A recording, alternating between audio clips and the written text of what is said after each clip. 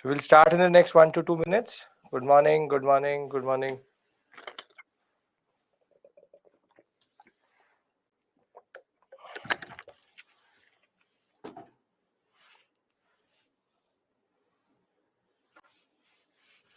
I know only practice will make it better.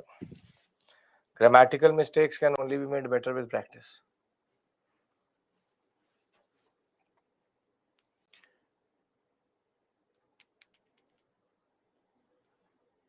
Good morning, good morning.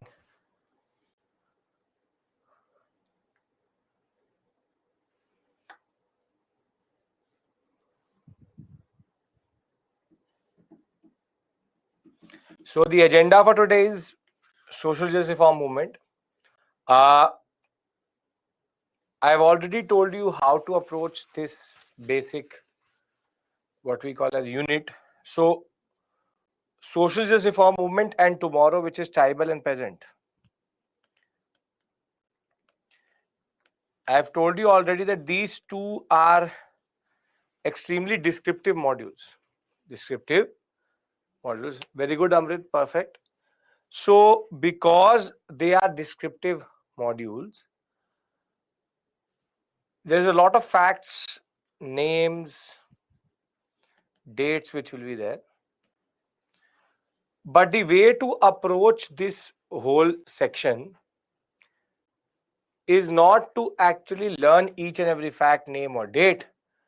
Rather, the best way possible to approach social justice reform movement is via tables, which is that you have to condense whatever is given in the PPTs into tables, wherein you can just create a small repository and thereafter you don't have to come to the PPT again. So for example, in tribal, I've made already for tribal, peasant and social justice reform movement. I'll show you how to do it so that you know the way to make the tables itself. So I'll do it for one section, thereafter you can automatically follow up with that. But the basic point of the matter is social religious reform movement and tribal peasant along with expansion are considered three very descriptive, extremely long sections. And one thing should be very clear with regards to social justice reform and tribal peasant, which is tomorrow, there is no end. What do I mean by that? That I have done, for example, 10 reformists with you, 11 revivalists with you. Still, there are close to 50, 60 left. But the point is, doing the obscure ones and adding to your fact list makes no sense. So we do the ones which are the most important and generally have repercussion on the larger story vis-a-vis your journey. If there is an obscure one, we will use this residual information to get to the answer. So therefore, please don't get caught up in these two modules, because out of these two modules in the past, as I will show you, only 2 to 3 questions have come maximum in last 10 years, and in mains only one question. Because if you will not do that, a lot of students start to judge their performance or judge their basic understanding vis-a-vis these modules. So these are modules at which you will always keep on chasing. So the basic disclaimer before we start for today is that you don't have to judge your preparation or modern India through these two modules. As it is, you just have to sit there and listen to me and take away whatever I'm telling you to take away. Because as I said, when we talk about, for example, Raja Ram Mohan Roy, when we talk about, for example, you have different personalities, Ishwar Chandra Vidyasagar and all, there is a lot of, Ashish, though you will not have any problem, the basic point of the matter is you don't take this representative of modern India. This is just two modules wherein you have to just take the pain and move on. Because it is painful, because it will become after a point this organization, that organization, this organization, that organization. So we have to just be very simply be clear of how we approach it. How do you approach it? You have seen previously and you will see later that there's much more to modern India than just facts and dates. So if you agree to this and everybody is ready, we can start our journey. Yes? Great. Perfect. Now, the first point which needs to be reminded to you is that what we've done in the previous week. So we understood the context in which social justice reform movement happened. We discussed how there's a role of the British in early intervention, infanticide, sati, and slavery. But we also saw that the intervention of the British was very lukewarm, very cautious, because they did not want to, in a way, play with the social so much, because they had a fear of resistance. But as I told you, that because they showed us a mirror which had a very horrific picture of the status of women, generally of depressed classes, and even different communities, it became very clear that there was a need for intervention. There was a need for intervention, and the intervention therefore will come from the educated elites, the middle class intelligentsia, which is going to now become the spearhead of this movement. So therefore, when we talk about social justice reform movement, there were two parts. One is called legislative reform, which we already covered. What did the British do on themselves or in themselves? Rather, now we are moving towards the core social justice reform movement, which is how did we respond? Because we were shown a very bad image wherein civilizational superiority was given to the British, because our women were burnt alive on the funerary pyre of the husband. We were shown the concept of child marriage, the concept of no widow remarriage. So across the board, there was a very dangerous picture which came through, and therefore the British were not ready to play with each and every area. Rather, we had to take it up in ourselves, and that is where our story starts today, wherein the British have already created a certain image. And the image is that your civilization is degenerated, your civilization is barbaric, your civilization is savage based.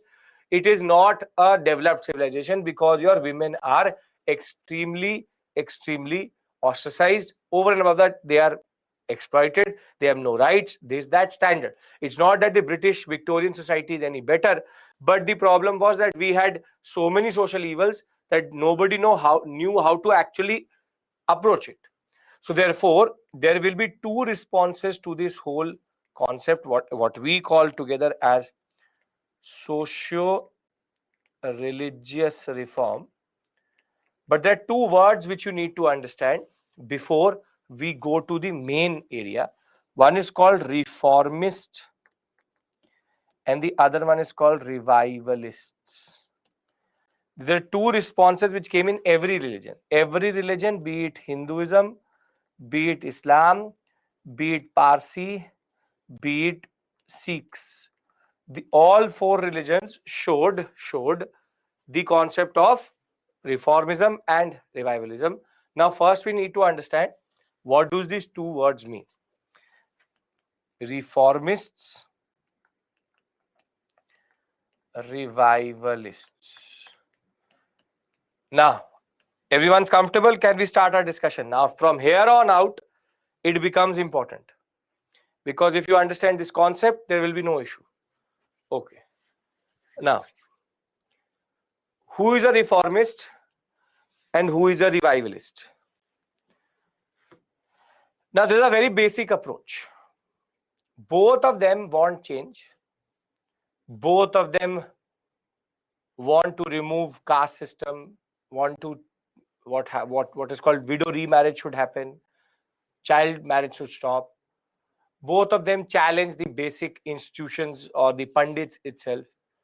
So both of them want the same thing, be it a reformist or a revivalist. But their paths are different.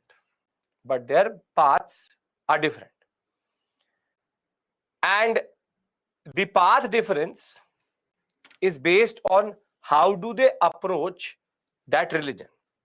So I'll first tell you what it means, then I'll give you an example, and then again we'll write it down in the PPT. First is a reformist.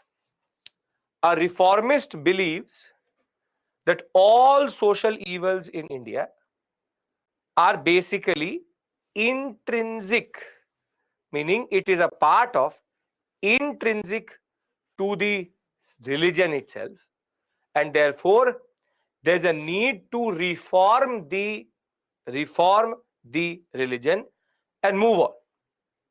So the word is intrinsic, means that sati, caste, varna, child marriage, widow remarriage, not allowing widow remarriage, is part of Hinduism itself, and therefore we need to take this part out, reform the religion and move on. On the other hand, a revivalist will say the other way around. The revivalists argue that all social evils are innovations and later additions and distortions to the original form of religion, and therefore the religion should be revived to its original form. So here it is saying that the religion was perfect. The religion was perfect. Social evil means any form of discrimination, dowry, this, that. Simple point is, reformists say it is a part of religion. Revivalists say that it is not part of the religion, but rather they are later addition and distortions, meaning that religion starts to go on, or a religion rather starts to evolve, and there are new things which are added to a religion. So the new religion which is there is having this social evil. We need to remove that and go back to the original. So the concept is that both are talking about social evils. But one says that the social evils are intrinsic to the reformist, intrinsic to the religion itself, whilst the revivalist would say that it is not intrinsic to the religion, it is rather something which came later into the religion itself. Now, if these words make 5-10% sense, 50% sense, then I'll give you an example, of very standard example, and you will totally understand it. An example which you will associate yourself with very well. Are you getting my point? 100%, 5%, 10%. Anything till this point makes sense. Intrinsic and in a way a later innovation. Now I'll give you a very simple example of this. Very simple example. And you will automatically never forget what is reformist and revivalist. Now please pay attention. There's a candidate. There's a UPSC candidate. So he's not scoring well in the mocks or in the exam generally. So he or she comes to me and says, "Sir, I want to clear this examination." I said, "Perfect. But I'm not getting marks." I was like, "Okay." I said, "Then what is the issue?"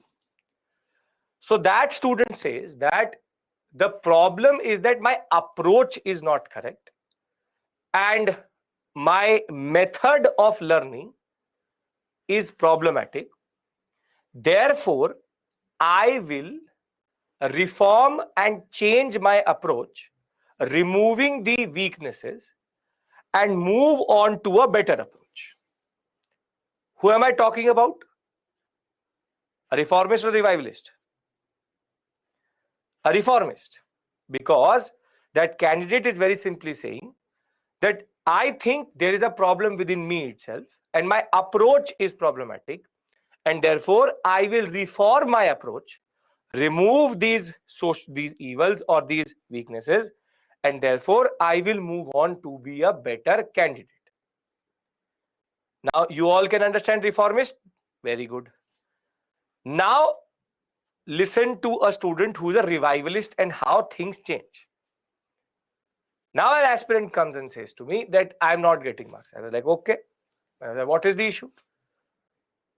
So a revivalist will say, that candidate said to me, "Sir, the problem is that I am perfect. I am perfect. The problem is you. Because all my teachers have been useless throughout my whole journey. My original poem was perfect. But all these teachers have added distortions to my method. So what I'm going to do is I'm going to unlearn everything, remove all forms of innovations or what you taught me, and I will go back to the original form of learning which I used to do, therefore changing my approach." So a reformist says that the issue is intrinsic. A revivalist says that the issue is extrinsic, that it is not me, it is you. And the most important concept is, in a way, a reformist is forward looking, backward looking. Reformist is forward looking. That he or she says, I have a problem, I will look forward to something. And therefore, a revivalist automatically becomes what? A literally backward looking concept. That I will go to the past and get my original form itself. Now it makes sense. How is a reformist different from a revivalist? Make sense? Okay. Now, some of you will say that a reformist is better than a revivalist. A revivalist is better than a reformist. The point is, neither are good or bad. We are not here to judge. That is not our task. But both are the same part of the same coin, but different sides. Both want change. It's about how they want that change. So a reformist would say that Hinduism is intrinsically having problems. Let's reform Hinduism and move forward. And a revivalist, on the other hand, will say that let us go back to the original form of Hinduism, which never had any distortions or social evils itself. If this makes sense, I'll write it down and we can then go into the reformists first. Revivalists would say social evils are additions. Yes, very good. Go back to the Vedas. That is the concept of revivalists. Very good. Okay. So firstly, never say that which is better or worse. Don't do that. Both are important. Both are intrinsically important. Both are generally important for history. Okay. Let's write the definitional aspect. Reformists, they believe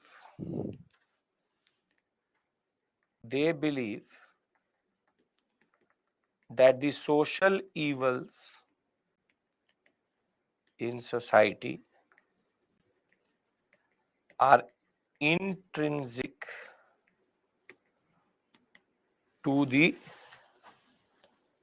religion itself,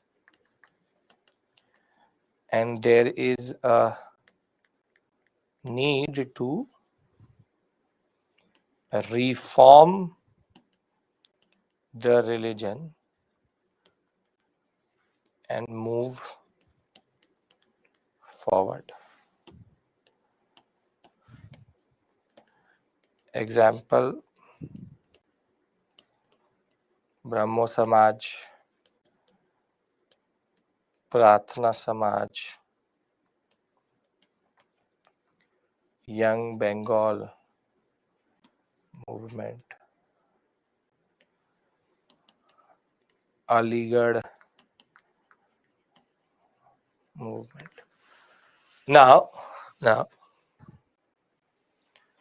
nobody is asking you who is better or worse in an interview. Both are important. Say that in the interview.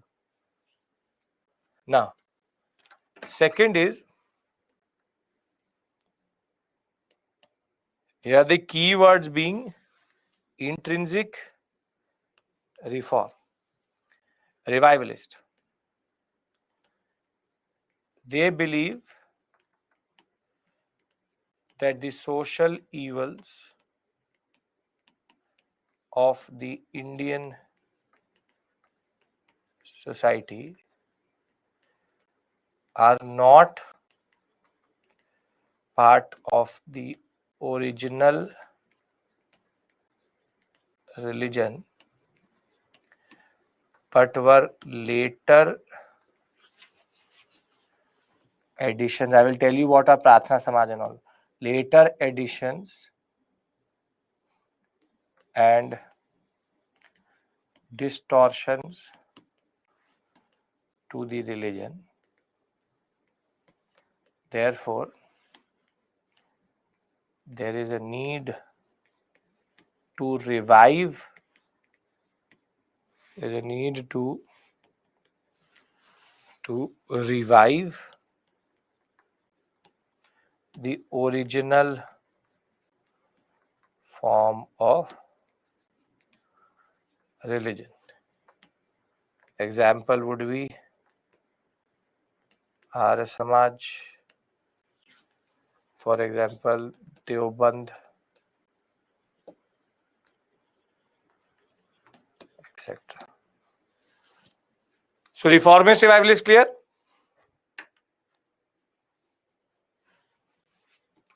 Right. So here social evils not part of the original religion, later additions and distortions. There's a need, okay.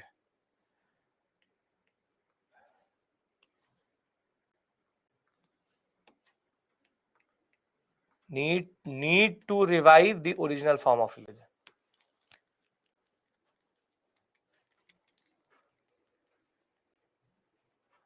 Revivalist sound more appropriate, reformist sound more appropriate. That is totally your call. The point is, both want change. Both have the same goal. Goal is the same, but the path is different, which is social reform. So you can say whatever you want to say. That is your opinion. For me, neither are important, neither are useless. Both are equally important. So Indian society, Indian culture needed both. Simple. I will explain the examples. That is the whole point of this class. First, tell me if reform and revivalist mean same. The meaning is clear or not.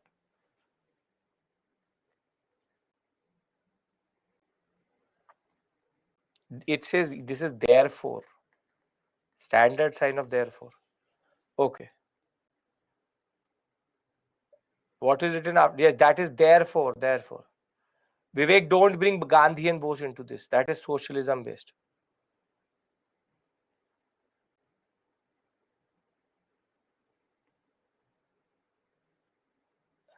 Okay. See, listen to me. Yes, Vamina, listen to me. Don't worry about these examples. That's what I have to teach you. First, worry about what am I actually teaching you. First is I'm extremely clear what is the concept here. We don't have to judge. That is not our job. Reformist and refined. And see, at times, Brahmo Samaj is going to sound like a reformist, a revivalist. And at times, Arya Samaj is going to sound like a revivalist and a reformist both. So don't worry about that. There is a lot of intersection. But we generally divide it into two. Reformist, social evil intrinsic, have to change it. Have to change it. This is the call.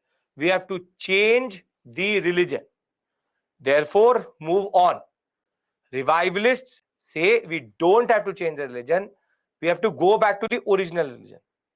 That is it. Vis-a-vis means compared to, in compared to. Can I move to now the reformists? Are we clear with regards to what is the definitional aspect of reformist and revivalist? Nobody is asking you the definition, but I'm still giving you the definition. Okay. Now,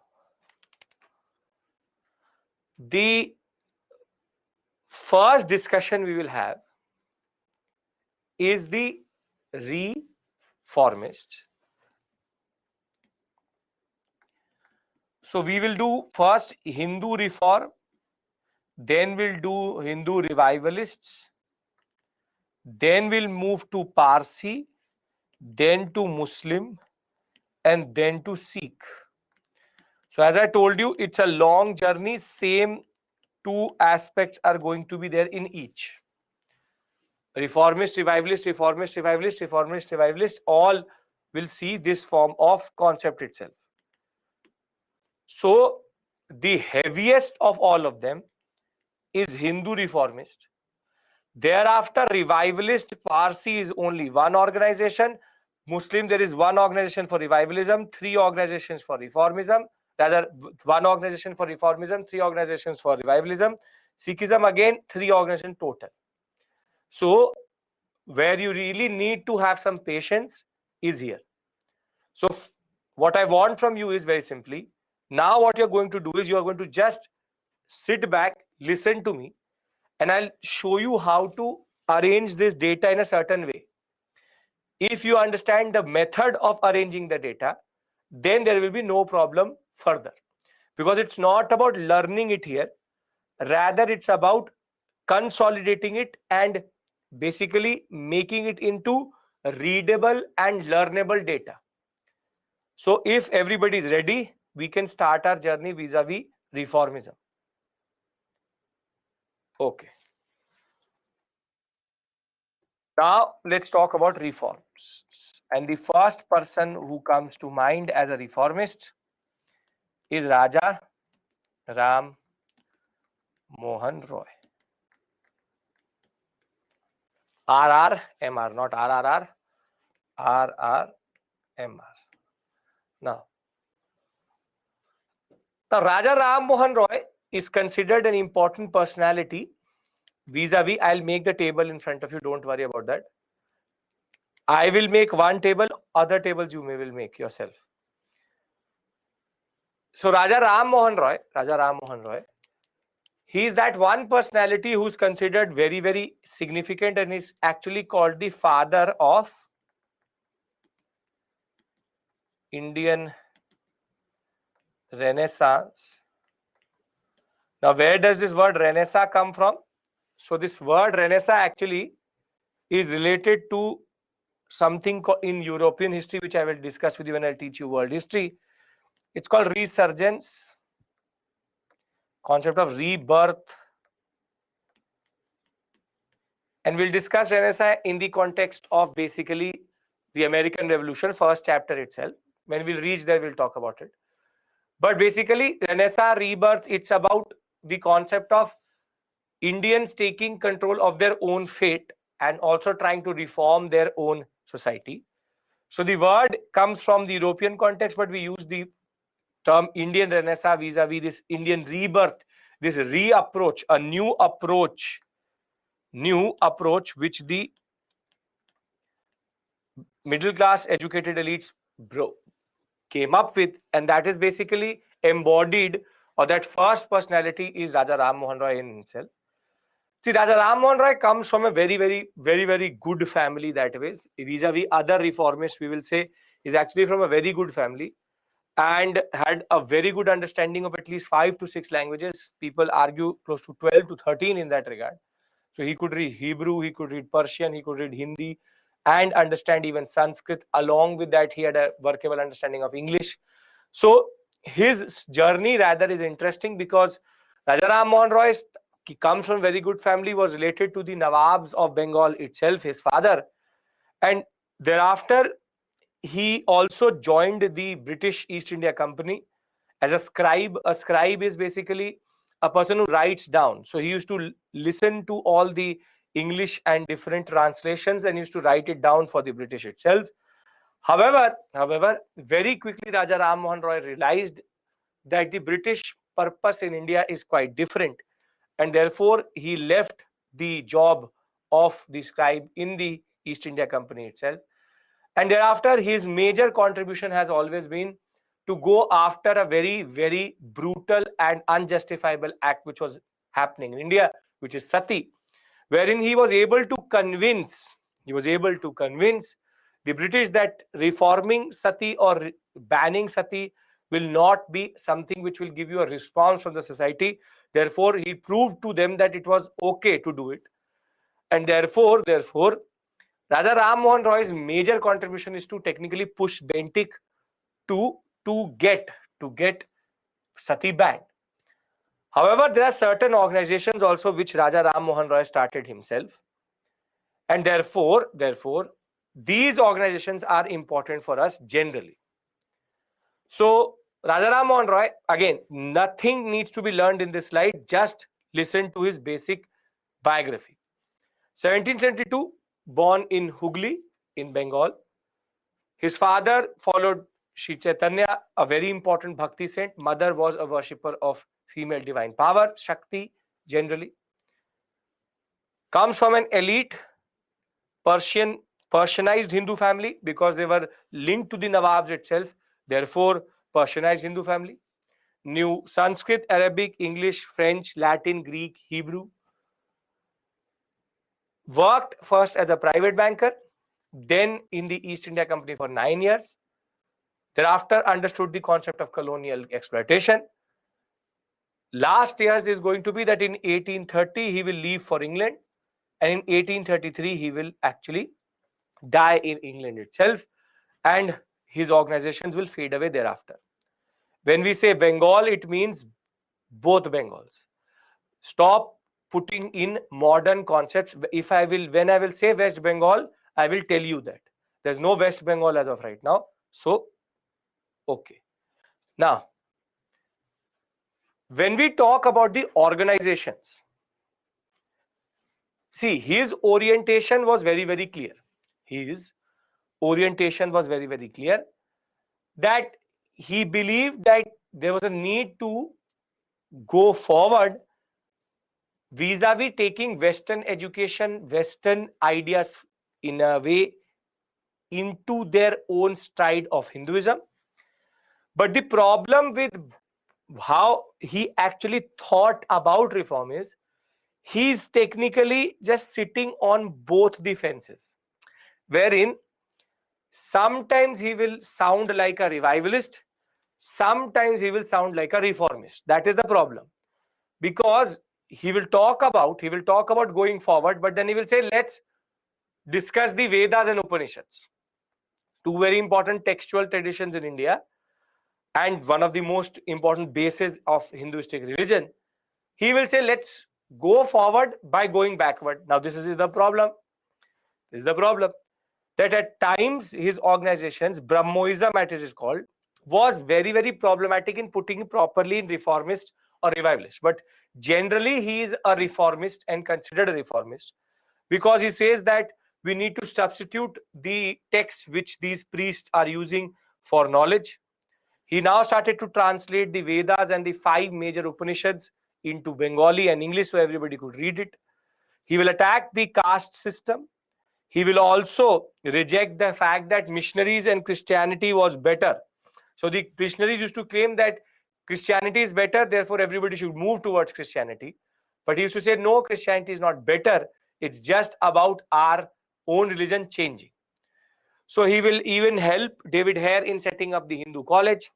His basic understanding revolved around the concept of the different amalgamations of different ideas itself, wherein you have monoism, the concept of one God, not multiple gods, the concept of having a formless God, which comes out of Islam itself. The way meditation was very important, which is something which Sufism is related to. We'll talk about Sufi when we'll talk about medieval. He talked about also the commandments and the vows which Christianity talks about, that we need to not steal, we need to not be dishonest. These are things which he could take from there. So he's actually mixing it up. He's actually mixing it up. So he would be a reformist if he's banning sati. He will be a reformist only, na? The basic point of the matter is that the simple point is his ideas are an amalgamation of multiple things, and therefore his idea manifested itself in different ways. So he had multiple literary contributions also. He used to write quite a lot. So first would be the Mufatul Muwardin, which analyze religions in different context of reason. Then he has a gift to the monotheist, a book in 1809. Then first bilingual Brahmanical magazine and the Sambad Kaumudi in Bengali Weekly, a pro-reformist basic magazine he started. So now what do you do with this information? What you do with this information is you just remember 1, 2, 3. Don't worry about the year. I'll tell you what to do with it once this section is over, because even this is not needed for your basic preparation. Now, he will throughout his life support different organizations which actually wanted reform. So from the Hindu College by David Hare, from the Anglo-Hindu School in 1822, from the Vedanta College in 1825, which introduced even Voltaire's philosophy, which is basically French philosophy. And he will also help Alexander Duff establish the Scottish Church College. So he will be significant even before leaving to England. He will significantly contribute. But the most important conversation we need to have are the organizations which he started. So now I've given you a set of information. This is going to be the standard protocol. There will be a set of information. I've given you the biography of Raja Ram Mohan Roy. I've given you the basic contributions. That is a secondary issue altogether. What I'm going to discuss with you now is what actually is the core of Raja Ram Mohan Roy's contribution, which is Atmiya Samaj, Brahmo Samaj. So the simple point is, can we now move to what really matters? As I said, I will give you the table. As I go, I will construct the table in front of you to what to do with that information. Okay. Now, the first organization which Raja Ram Mohan Roy started is called Atmiya Sabha. It's called Atmiya Sabha. Under Atmiya Sabha, the basic concept was that it was not an institutionalized way of meeting, but the concept was that Atmiya Sabha means friendship society in a way, that we spread friendship in that regard. Now, Atmiya Sabha, therefore, did not have a formal organization, did not have a formal membership. It used to happen in the house of Raja Ram Mohan Roy itself. They used to read the Upanishads and Vedas. They used to talk about how Indian society had got degenerated, but it was never a fully institutionalized form. It was never something related to a fully institutionalized form. It was just a very informal organization which used to meet at Raja Ram Mohan Roy's home. However, before he died, he actually institutionalized this whole concept into what is called the Brahmo Samaj or the Brahmo Samaj. This was based in Bengal, and the Brahmo Samaj was based on basic ideas of what we call as the criticism of caste system, the concept of monoism or monotheism was argued that there should be one formless God. Thereafter, they were talking about the Upanishads and the Vedas as the real source of knowledge. Then they also said that child marriage is problematic. And you will see most of them are talking about the same thing.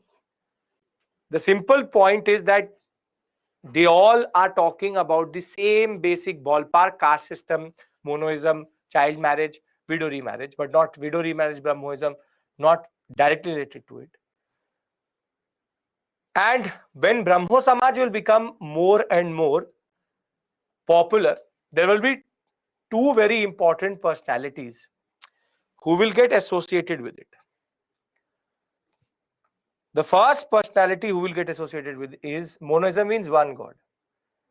The first personality, Atmiya Sabha, is listen to me. Atmiya Sabha is an informal organization which he started vis-a-vis thinking about the new concepts of religious reform. Did not have a formal body, did not have a formal organization or formal building also. Thereafter, he formalized it, the Atmiya Sabha, by disbanding it and then producing the Brahmo Samaj, operated in Bengal, talked about the criticism of caste system, Vedas, Upanishads being the most important concept itself. Child marriage is problematic, what is they argued. Now, the Brahmo Samaj, however, will attract a lot of important personalities of Bengal. And the two most important for us will be Rabindranath Tagore's father, Devendra Nath Tagore, and one personality called Keshav Chandra Sen, or what we call him as KC Sen. KC Sen. Now, once Raja Ram Mohan Roy, who is the founder, Raja Ram Mohan Roy. Once Raja Ram Mohan Roy will die, it will be Devendranath Tagore who will take the organization forward, and he will become the Acharya in that regard. But the problem of Devendranath Tagore is that as much as he is very, very committed to reform, he had a conservative streak. He had a conservative streak that he did not want to change too much. And this is one of the problems in the early reform period, that his concept was to counter the missionaries, but intercaste marriages and very major radical reform is something which he could not have thought about or could have internalized. So when Debendranath Tagore will take KC Sen, Keshav Chandra Sen, into the Brahmo Samaj, it will be KC Sen who will bring in a lot of what we call as energy into the Brahmo Samaj, and his followers will start to give up the sacred thread, the Geneva as it is called. They will start to propagate intercaste marriages. And the more KC Sen became stronger and they started to expand into the Bangladesh, or what we call the Eastern Bengal sector, the more Debendranath Tagore became uncomfortable with this concept. That yes, we can talk about reform, but we can't just give up everything. So Debendranath Tagore and KC Sen for a long time are going to have a tussle within the Brahmo Samaj after the death of Raja Ram Mohan Roy. And whilst conservatism was embodied by Debendranath Tagore and generally the Brahmo Samaj, KC Sen became more and more and more what we call as the concept of radical, and he wanted to go for widow remarriage, child marriage should be removed. He was extremely radical in that sense. And therefore, that is why what is going to happen is that based on their contradiction, Debendranath Tagore is going to expel KC Sen, and the Brahmo Samaj will split. Remember, the Brahmo Samaj is the only one which is this complex. Thereafter, it's very easy. And it will split up into two. One is called Brahmo Samaj of India, and the other one is called Adi Brahmo Samaj. This one was the KC Sen faction, and this one was Debendranath Tagore faction. Whilst the Brahmo Samaj of India will keep on going on, Adi Brahmo Samaj will become extremely conservative.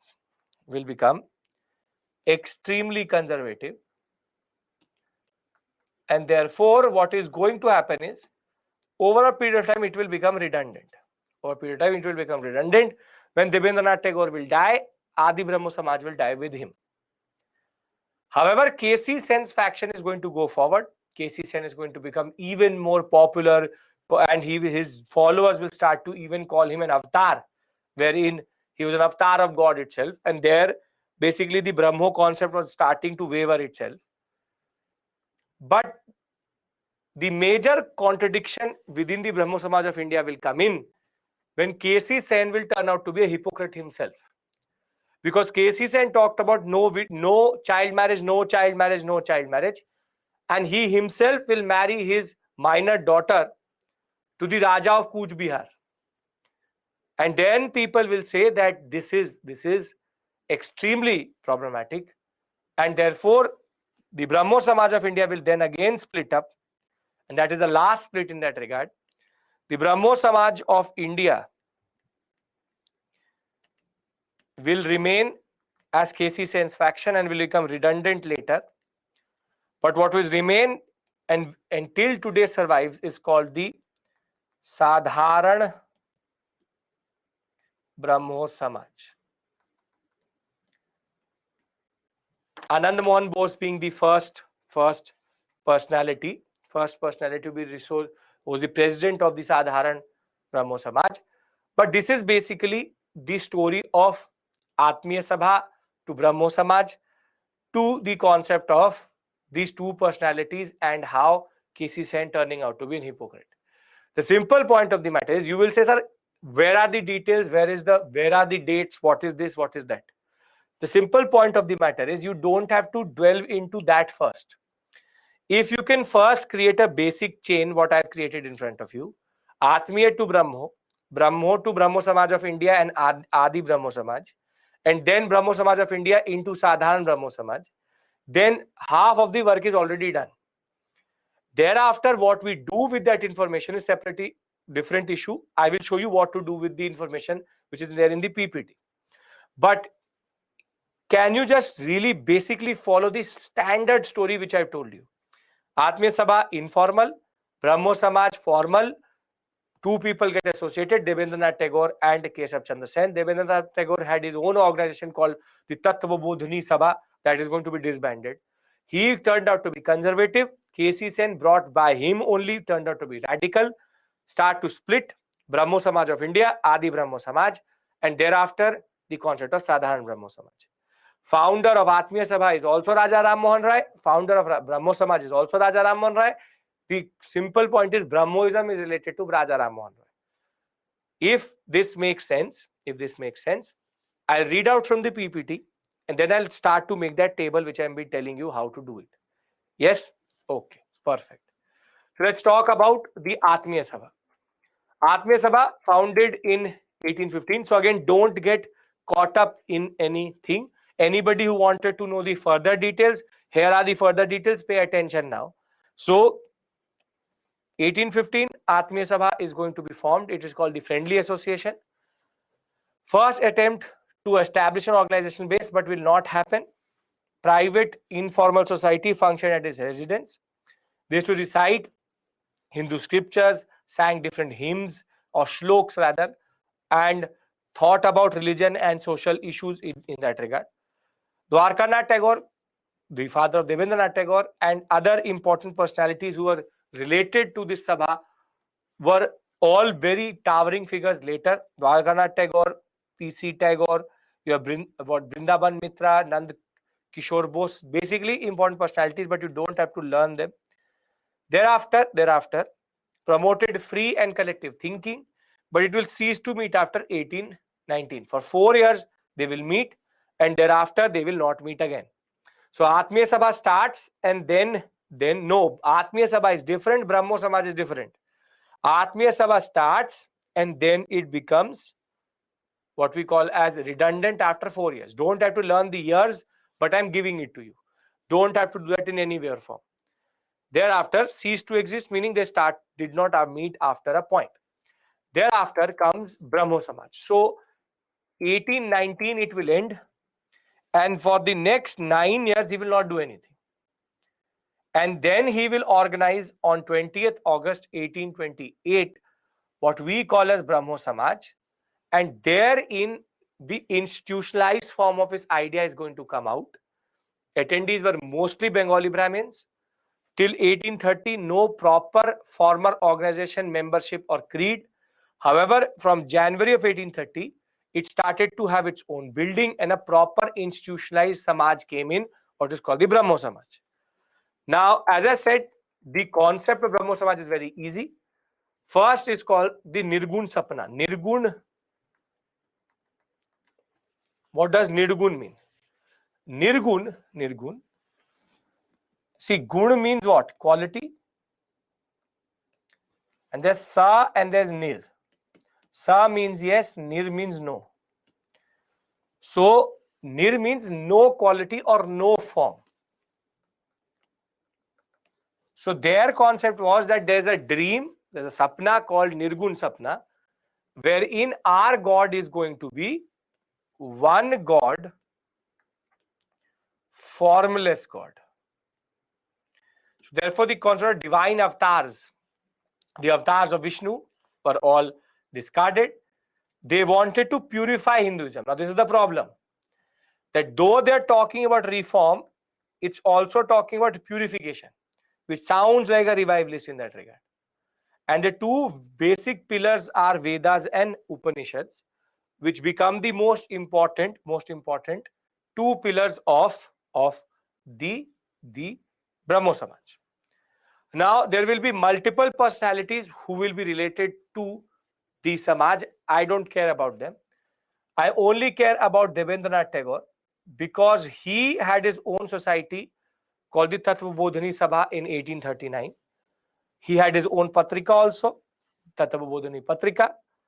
However, once he will become the part of the Brahmo Samaj, he will disband the Tattvabodhini Sabha. And after Roy's death, he will become the head of the Brahmo Samaj.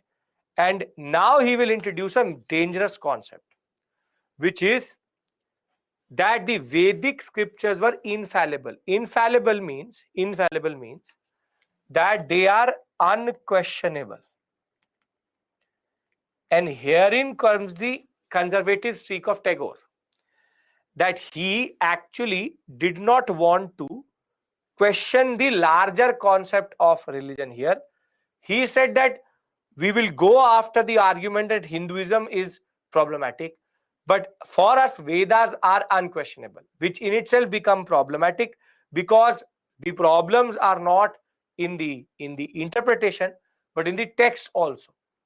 So the simple point of the matter is that Debendranath Tagore will bring in an inherent conservatism. However, what is going to happen is that he will then associate, so he will talk about widow remarriage, abolition of polygamy, meaning men have multiple multiple wives, women's education was talked about, superstition and practices and rituals were denounced.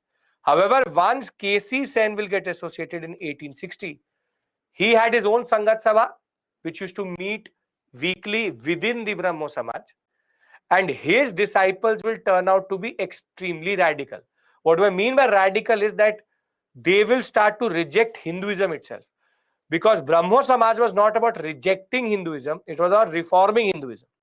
They will start to abandon the sacred thread, the concept of caste itself, and there will be two major movements in which in 1862 his followers will celebrate an intercaste marriage. And once the intercaste marriage, which was also a remarriage, widow remarriage was done, now Tagore is going to become extremely uncomfortable with K.C. Sen. And therefore, the first split will happen in 1865 into Brahmo Samaj of India and Adi Brahmo Samaj.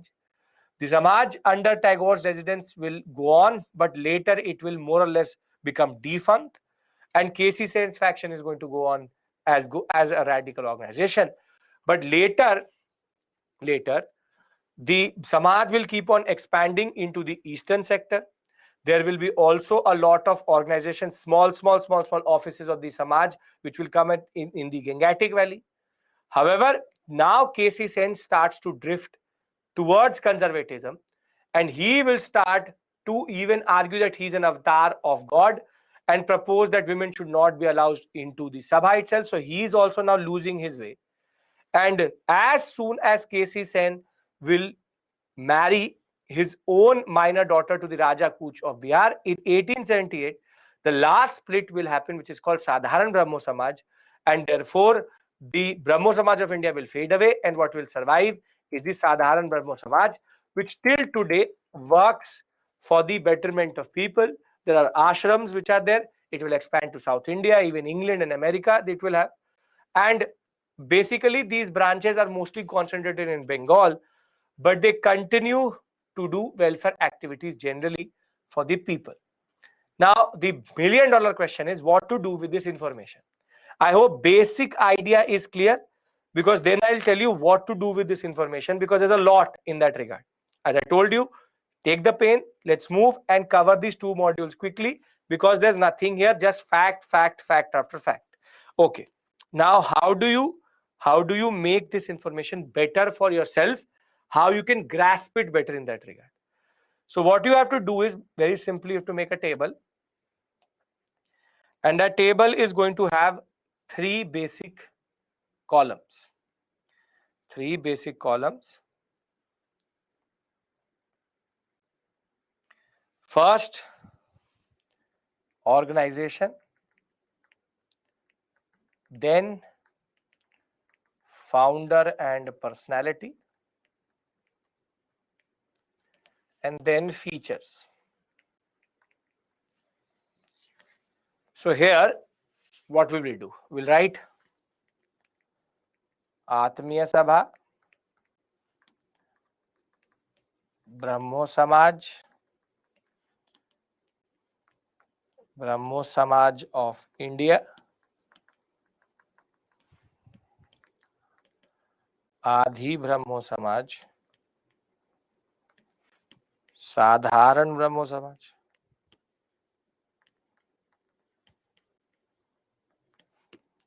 thereafter Raja Ram Mohan Roy, Raja Ram Mohan Roy, KC Sen, Devendra Tagore, Anand Mohan Bose. Then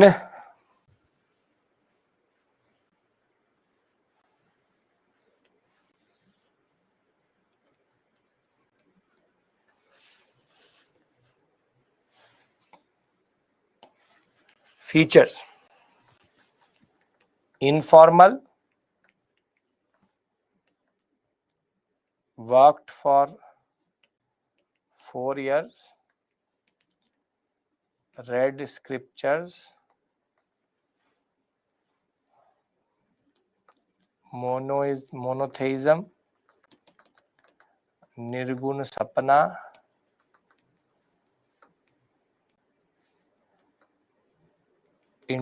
not intercaste but widow remarriage, child marriage, caste system.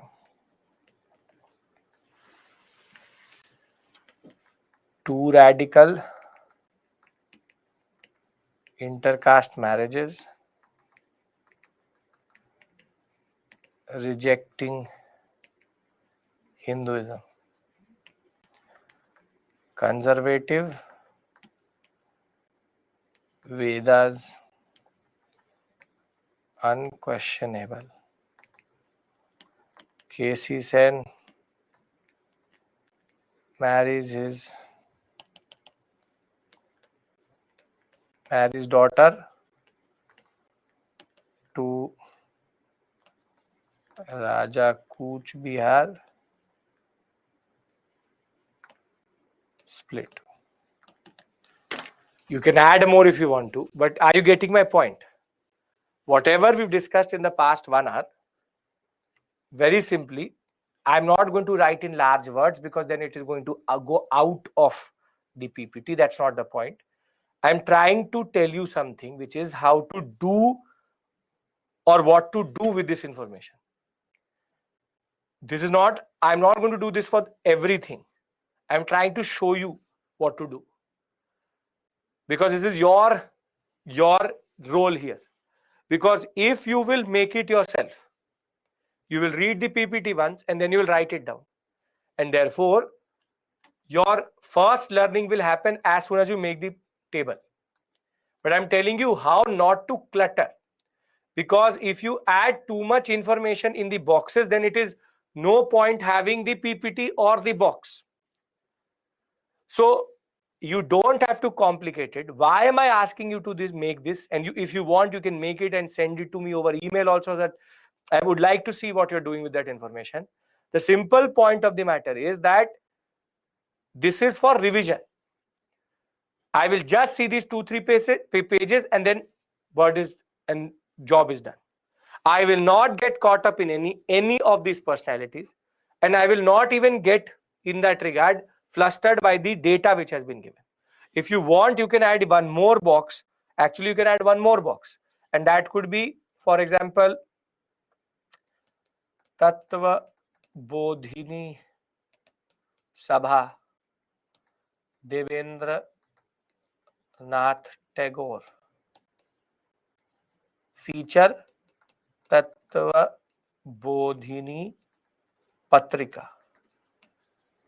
That's it. One more can be added.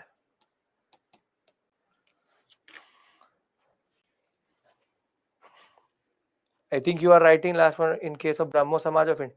See, I have written KC Sen marries daughter to Raja Kuch Bihar in Sadharan Brahmo Samaj because that is the reason why it came into being. So it's about how you write it. I obviously not, this is the basic split concept. This is the basic concept. But I need that information for the examination in a different form itself. So can we say that Brahmo Samaj is clear? Yes. So what you do is in your basic notes, make this basic table. See, newspaper and books, Aarti, I already have tables for you. Don't worry about that. Newspaper and books of reformers, everything I have already done it. That is the last module. Don't worry. Where I know that you will take time, 8 hours, 9 hours, I will not do it. Here I want you to go through the information, because by compelling you to do it, you will learn it once for sure.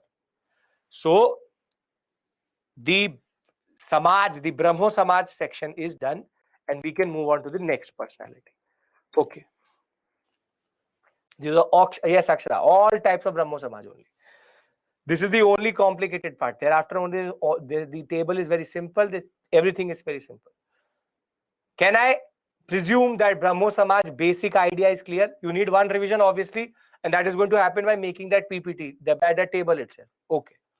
Now, the next important, what we call as reformist organization, are called the Young Bengal Movement. So my basic pattern is going to be like this. I'm going to give you the basic idea, then I'm going to do PPT, and then I'm going to make it the table. They're in 3 basic ways in which we do it. Once we see it, then we 2 times revise it. This is the way we are going to go about it. So, Young Bengal Movement was actually started by the students of a Portuguese named Henry Vivian de Rosio. Henry Vivian de Rosio was actually a teacher in the Hindu college itself, and his students were quite influenced by his teaching and his ideas about the concept of freedom and liberty. But because Henry Vivian de Rosio was extremely radical in the way that he was inspired by the French Revolution, which gave to the world 2-3 very important words such as freedom, liberty, and fraternity, his students will also start to ask for these things. And therefore the Young Bengal Movement was a radical movement which talked about colonialism.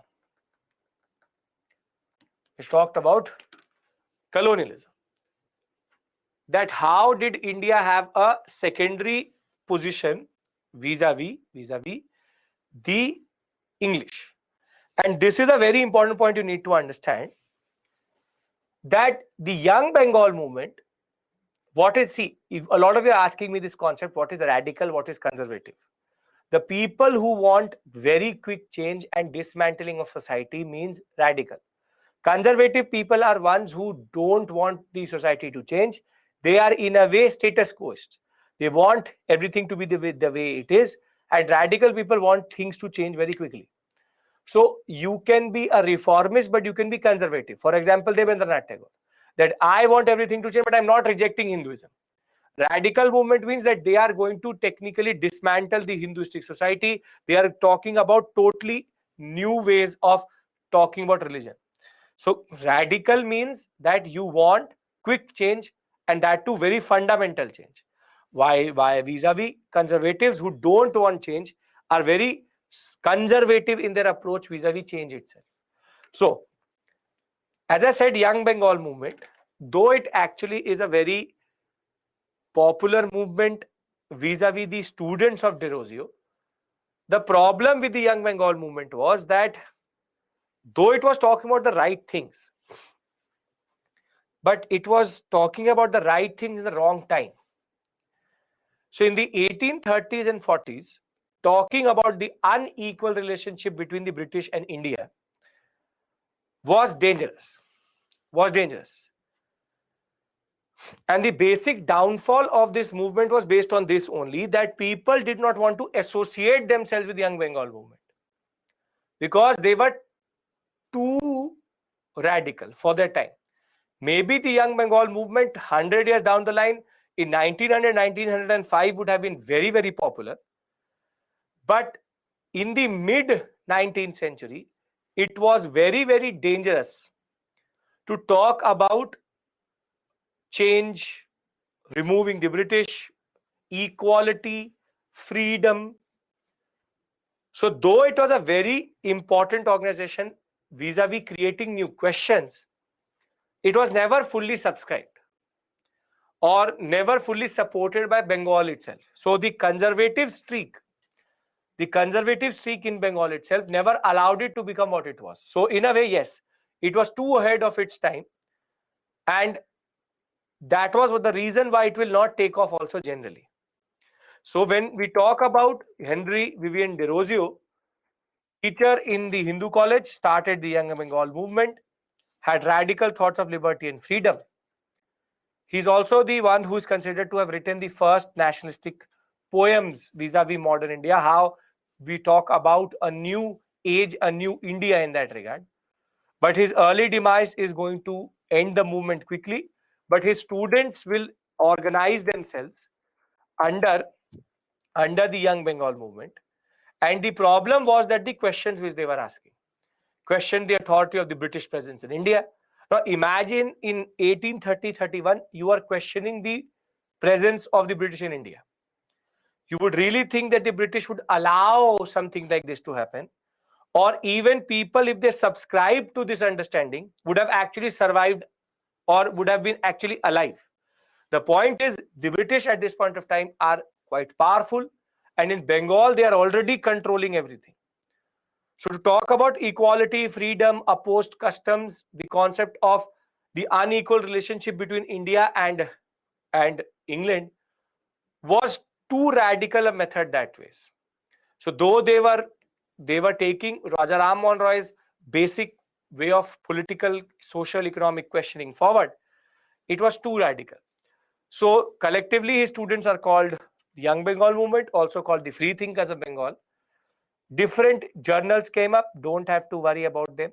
From the Pantheon to the Helpers to the Gyaneshwar, then after the Enquirer, Hindu Pioneer, Quill, Bengal Spectator, expressed their frustration against the unequal relationship between natives and Europeans.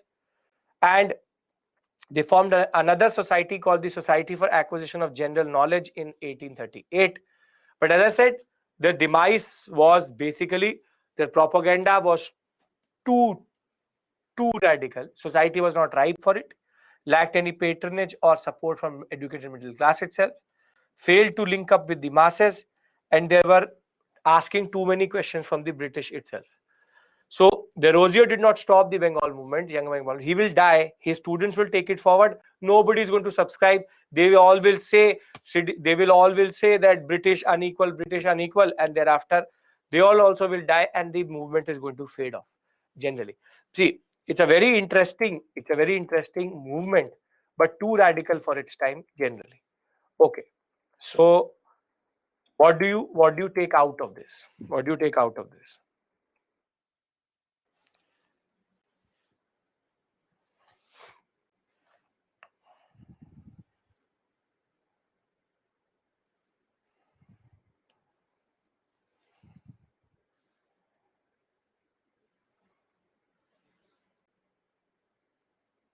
People can't revolt. Not that radical to revolt right now. For revolution, you need more support. Was there any support? No. Upper middle class actually stayed away only. The educated Indians itself stayed away because they thought that we will be burnt alive by the British.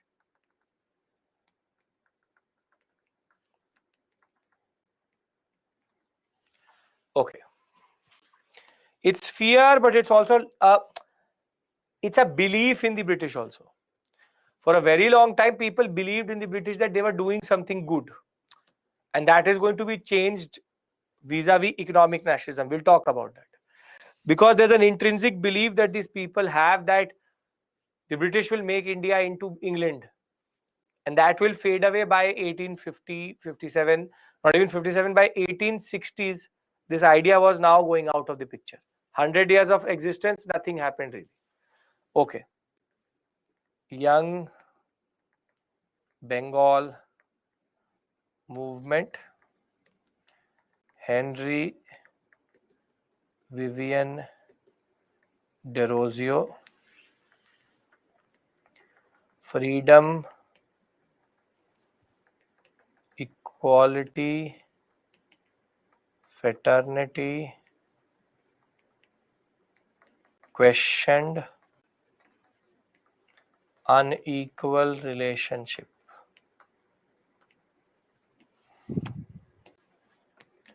Too radical for their time.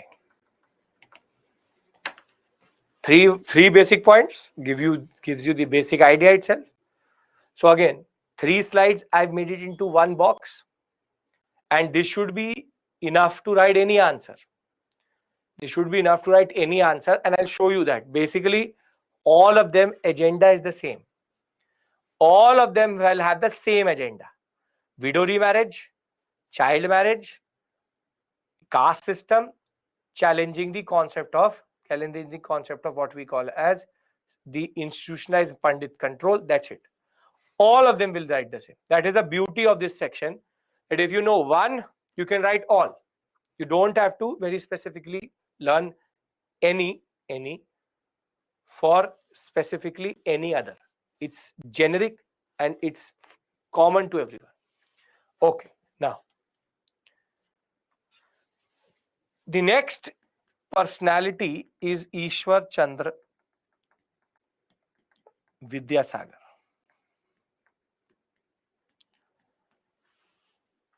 Now, Ishwar Chandra Vidyasagar, he is the pioneer of 3 very important things. First is widow remarriage.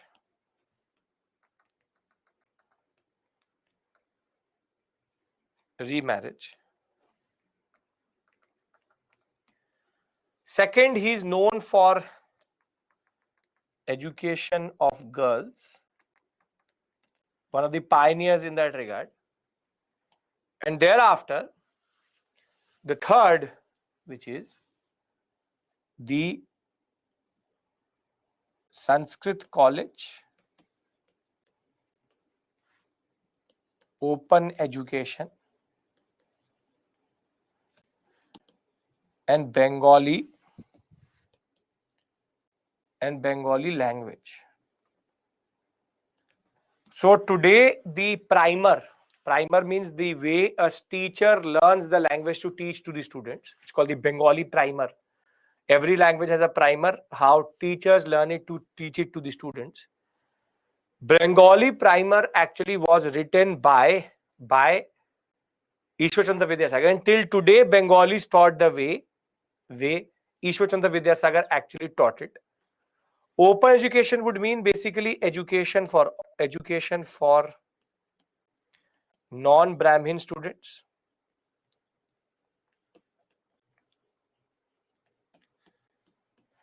And generally in Sanskrit college, he also argued one very important concept, which is that Sanskrit should not be a backward language. Therefore, he started to mix up Sanskrit with Western education. He said that we should be learning Western education, Western sciences, via Sanskrit. Therefore, Sanskrit could also become better. As the inspector of schools, he built, or he rather opened, a lot of girls' schools, and a lot of them he used to actually pay out of his own pocket the salaries and the infrastructure cost. And he will also pioneer widow remarriage, therefore leading to that Widow Remarriage Act, which was going to come later. So the three basic things with which you have to associate Ishwar Chandra Vidyasagar with. So let's talk about Ishwar Chandra Vidyasagar. Worked for emancipation of women. Emancipation means freedom of women. Promoted what is called girls' education and institutions for them. As inspector of schools, opened 35 girls' schools and ran it on his own expense. He will help Bethune in establishing what is called the Bethune School. Though he was not the founder, but first secretary. He will help Bethune in establishing one organization for higher education for women. He will campaign against polygamy, again multiple wives of one man, and his efforts will also help in passing what is called the Widow Remarriage Act of 1856. On the other hand, he will protest against child marriage. As a principal of Sanskrit college, he will open it for non-Brahmin students. He will say that Sanskrit should not go into isolation. We should study Western education through Sanskrit. Help in founding a college which is now named after him, Ishwar Chandra Vidyasagar College. And he was the one who devised the Bengali primer, which till today is used for the way we write Bengali. So the language, Bengali language, how it is taught in schools, how it is written today, all of it is because of Ishwar Chandra Vidyasagar. He created the basic structure in which Bengali is taught till today and understood by students across India. His basic ideology is what? Liberalism, modernity. He's a proper educationist, but again, the concept are standard. Orthodox, traditional, polygamy, kuleen, multiple wives. Thereafter, sati, child marriage, strongly opposed caste distinctions. So I hope you can realize one thing. All of them are talking about the same thing. Everybody is talking about the same thing. Nobody is radical. They have their own basic speciality, but all of them are talking about the same thing. Widow remarriage, child marriage, concept of caste system. Why am I telling you this? Because, for example, open education meaning education to non-Brahmins. Why am I saying this to you? Because, for example,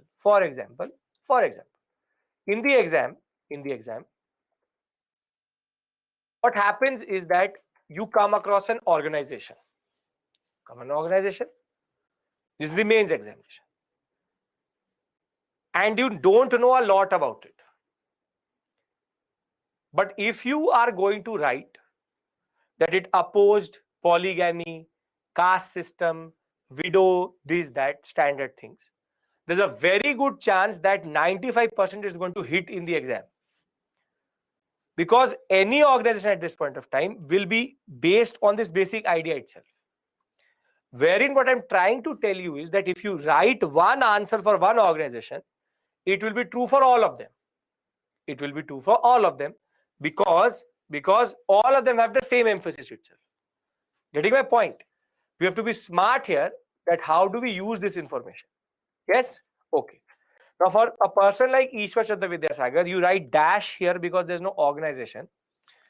Ishwar Chandra Vidyasagar,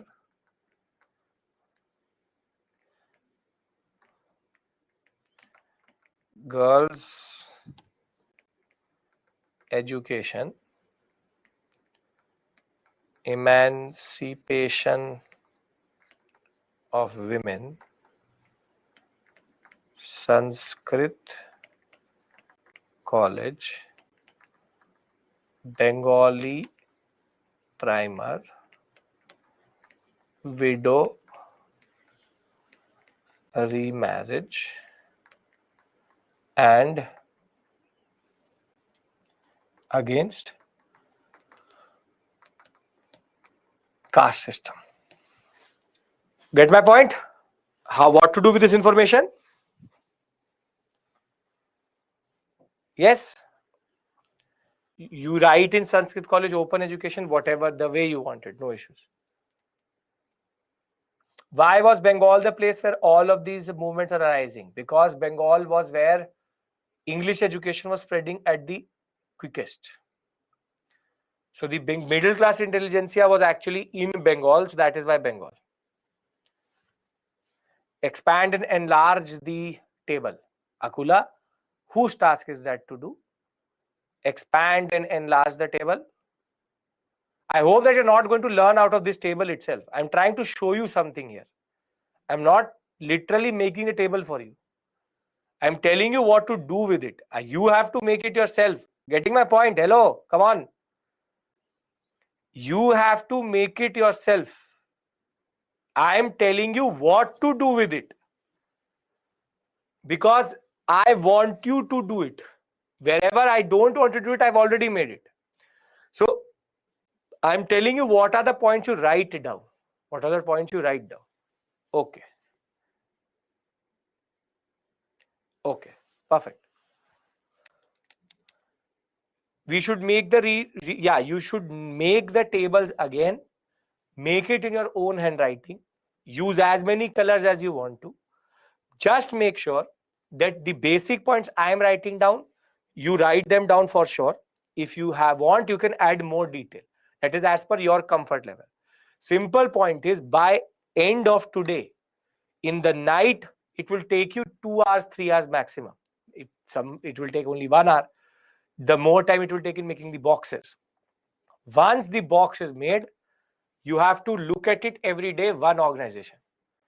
This is how you learn social justice reform, tribal and peasant. Nobody can learn in one go. You have to learn it in systematic manner. Should we add? So you keep the three basic. Don't, if you want, you can add, Shruti, one column for books and newspaper, but all of them don't have it. All of them don't have it. No, don't write it on the laptop and on Word documents. Don't do it. You will give the answer in a laptop to the answer. To the examiner, you will give a typed answer. Start writing.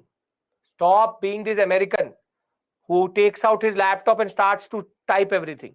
A UPSC aspirant should have a basic idea and a very good practice of writing down. Can I move to Pratna Samaj? I hope you're getting the point of this discussion, because without this, it will become extremely heavy to or very hard to manage generally. Okay. Now, the next organization is called Pratna Samaj. Now, Pratna Samaj basically is like Brahmo Samaj, but in Maharashtra. The table made by you is more than enough. You're asking me or telling me. Pratna Samaj. Why am I calling it? Why am I calling it basically Brahmo Samaj in Maharashtra? Because it was actually inspired by Brahmoism and Brahmo Samaj.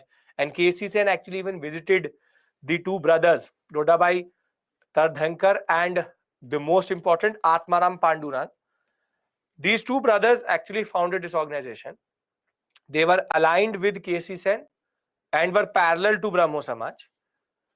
But the Pratna Samaj had very towering figures related to it. For example, Ramakrishna Gopal Bhandarkar, R.G. Bhandarkar. And he was one of those personalities who was a very celebrated Sanskrit scholar. Along with that, one more important personality, Narayan Chandavarkar. But the most important personality or very important person who was associated with a lot of things in the national movement, Justice M.G. Ranade. Mahadev Govind Ranade. Justice M.G. Ranade one of the first judges coming out of an Indian judge coming out of Maharashtra. And once MG Ranade actually got associated with Pratna Samaj became very, very popular, very, very popular. But there's a catch here. There's a catch here.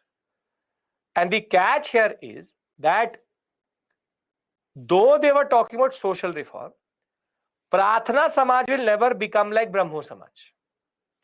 And the reason why was that basically MG Ranade kept it under control.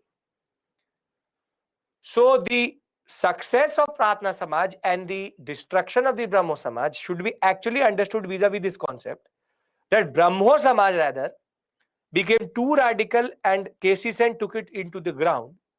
On the other hand, Pratna Samaj, all of these personalities knew we can't be too radical at this point of time. So though they said that the Vedas are questionable, Vedas can be questioned, they never brought in this concept, we will destroy Hinduism. Intercaste marriages, no. No rejection of Hinduism. It was about keeping it very simple vis-a-vis the concept, simple concept of Brahmo Samaj, wherein one God, formless God, the concept of social reform, widow remarriage, child marriage, but not about destroying religion. Monotheism means one God concept. So the beauty of Pratna Samaj was that though it also believed in the same concepts such as monotheism, one God, the concept of socio-cultural reform, and they did not say that the Vedas were divine and non-questionable, and they actually took up from the Bhakti saints of Maharashtra sector such as Namdev and Tukaram. The aspect was that they maintained a distinction with the Brahmos of Bengal. How?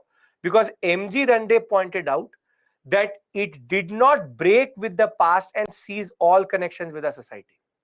So they modernized, but they modernized within their own space of traditional understanding. So they never actually became too radical in that regard. So what to do with this information? We will just add it Prathana Samaj MG Ran, no, not first MG Ranade.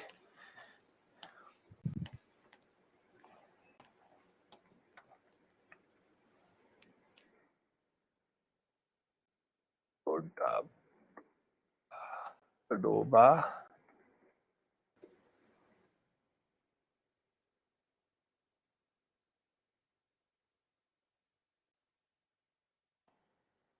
Atmaram Pandura. Write F founder MG Ranade. You can write if you want. You can write RG Bhandarkar also if you, and Ranraj Chandravakar if you want to write. But MG Ranade most important. Okay. And what is going to be their major concept? Ideas of Brahmo Samaj in Maharashtra. Thereafter, did not break from traditional space, not too radical, monotheism, social reform, child marriage, standard things that was, right? So by this point of time, you would have made sense of what I'm trying to do here. I'm just condensing the data. This is called condensation of data. This is, if anybody has ever asked me this question, how to make notes, this is how you make notes. That if your notes are equally big as the PPT or book, then they are not notes, they're the book. So I've seen students 200-page book, notes 150 pages. What's the point? Condensation, as much as you can condense, that is better. Okay. Contributions in Western India of Tatma Samaj, improvement of women's position and depressed classes. R.G. Bhandarkar performed the marriage of his own widow daughter despite criticism. Condemned caste system, abolition of child marriage and infanticide, and educational opportunities for women. So it's all round the same thing, standard concept in that regard. Okay. Now, what I'm going to do is I'm going to give you a break here because I have to discuss Swami Vivekanand, and thereafter there's nothing really left. Deva Samaj, and thereafter Indian, four organizations here, and then we'll go into reformism to revivalism. But before I give you a break here, I've already given you, because you all are at the maximum number at this point of time, three things I said in the beginning, and please have to pay attention to these three things. First, this is a module which is factual. There's no denying that. Second, is it heavy? Yes, it is heavy. No, nobody is denying that also. Third is the fact that the tables which I'm making is the only thing which you need to remember generally. Don't have to actually go anywhere else. Just keep it simple. Simple table facts. You can go from making these very bulky PPTs into 2 to 3 pages that you have to revise. And last but not the least is these two modules, this one today, reform movement, and tomorrow, tribal and peasant, are not representative of how modern India works. These are the only two modules which are like this, along with expansion, which is wars. Students do a major mistake, which is to get caught up in these modules. We will not try to do that. We'll keep it simple and we will be smart, learn what we need to learn and move on. So I hope nobody is planning to do a thesis on any of these organizations, because you don't need to. Clear? Okay. So I'll leave you here, whatever you do with this information. There it is 7:35. We'll come back at 7:45. And very simply, don't panic. Just keep it simple. See you.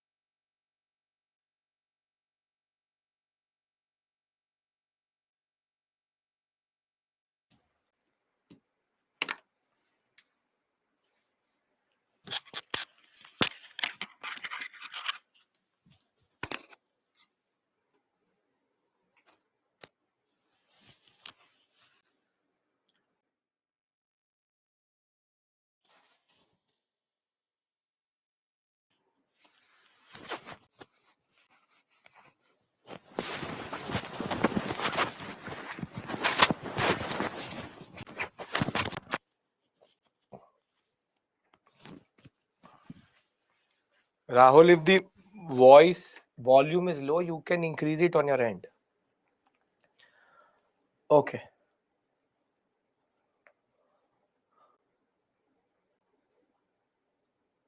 Perfect, Jack. Great. That's actually quite encouraging. Am I audible? I'm visible, right? I'm audible. How many questions from this part expansion? Anjali, expansion 0 have come. This part maximum 1 2. Maximum 1 2. Okay. Akula, you need to unmute. I have already unmuted. Okay.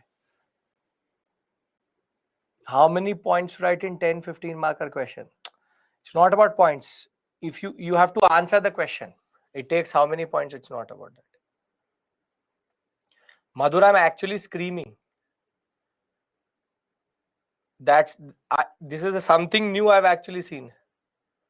That you can increase the volume at your side, right? I am screaming into this. So you want me to scream into the camera, but the camera is not the. It's here. I don't know. Can you speak up a little bit louder? I'm already screaming. So I don't know what you want. You have the button to increase the volume. We don't control the volume. You increase the volume. Volume is perfect. Some of you will start to go deaf if I start to scream more. And if you're still having an issue, just refresh or join again. It could be a technical issue rather than me being an issue. Okay. Okay, great.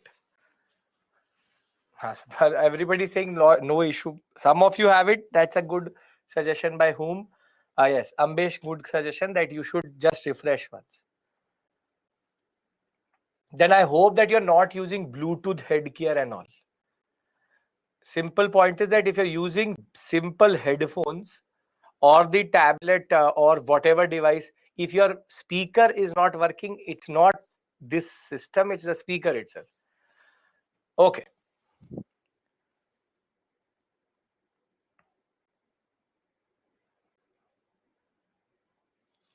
I don't know. Yes, mostly revivalist conversations. That's a good way of saying. Ilmak, very good way of saying it. Okay. Gorli, now I will start to say at my level, I'm speaking low, so I'm low. Okay. So there are voice modulation, it's called. I speak low, then I can go up as much as you want. That's a separate issue altogether. Okay. So now we have to discuss Swami Vivekanand and what is called Ramakrishna Mission. Now, when we talk about Ramakrishna Mission,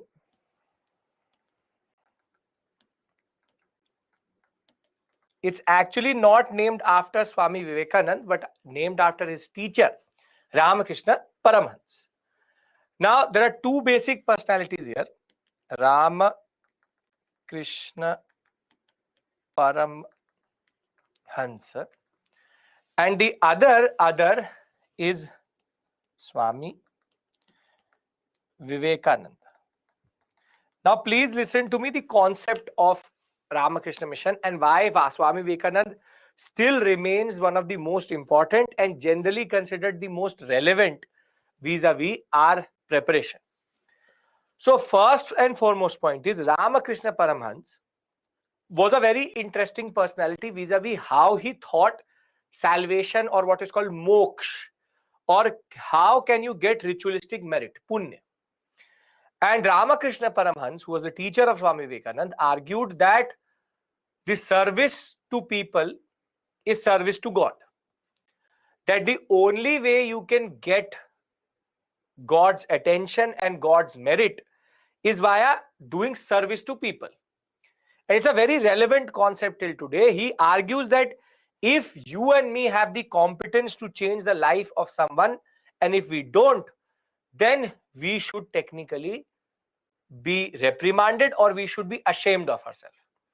And this is a very interesting concept because till today, the Ramakrishna Mission and Swami Vivekananda argue about how service to people is service to God. And people tend to take money, put it into hundis, put it into temple, what we call as dan and dakshina. But we would not give that 10 rupee to the person who needs it, but rather to the priest who already has so much. The simple point of the matter is our priorities are misplaced. We as individuals, we as people don't want to help people. Rather, we would do something which helps us. So Ramakrishna Mission and Ramakrishna Paramhans Swami Vivekanand, the most relevant concept till today, which remains important for us as individuals, is that we need to help people, and we need to help people who are in need. You don't help people who are already having all the resources. Second is that Swami Vivekanand, his ideas are what are called Neo-Vedantic. Neo-Vedantic. Now, where does this word Vedanta comes, and what is Neo-Vedanta?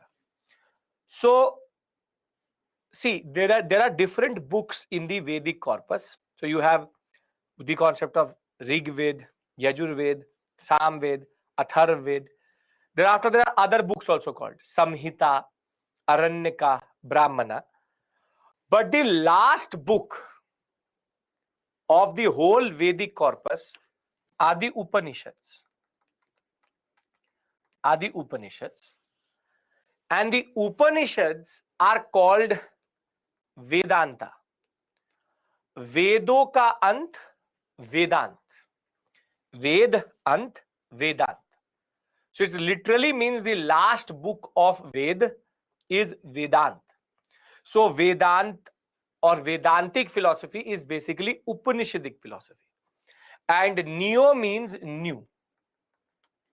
New Vedantic philosophy. Basically, his understanding was based on the Upanishads. But what Swami Vivekananda is also known for is the concept of universal brotherhood. That all religions are the same. All men are brothers. Everybody is related to each other. And there is no point for fighting or conversions because all religions are the same. So the concept of fraternity, he starts to push into the concept of religious fraternity. That we all are the same. If somebody is converting from Hinduism to Christianity or Christianity to Hinduism, makes no sense. Wherein both are the same religions. According to him, everything was related and everybody was related. And that is why his very famous line, my brothers and sisters, when he went to the International Conference for Religion, he argued that everybody is my brother and sister, therefore we all are related in that way. So this is a very interesting way of understanding our religion, understanding religion itself. And what is more important is, at one point, Vivekananda seems like a reformist, but also sounds like a revivalist.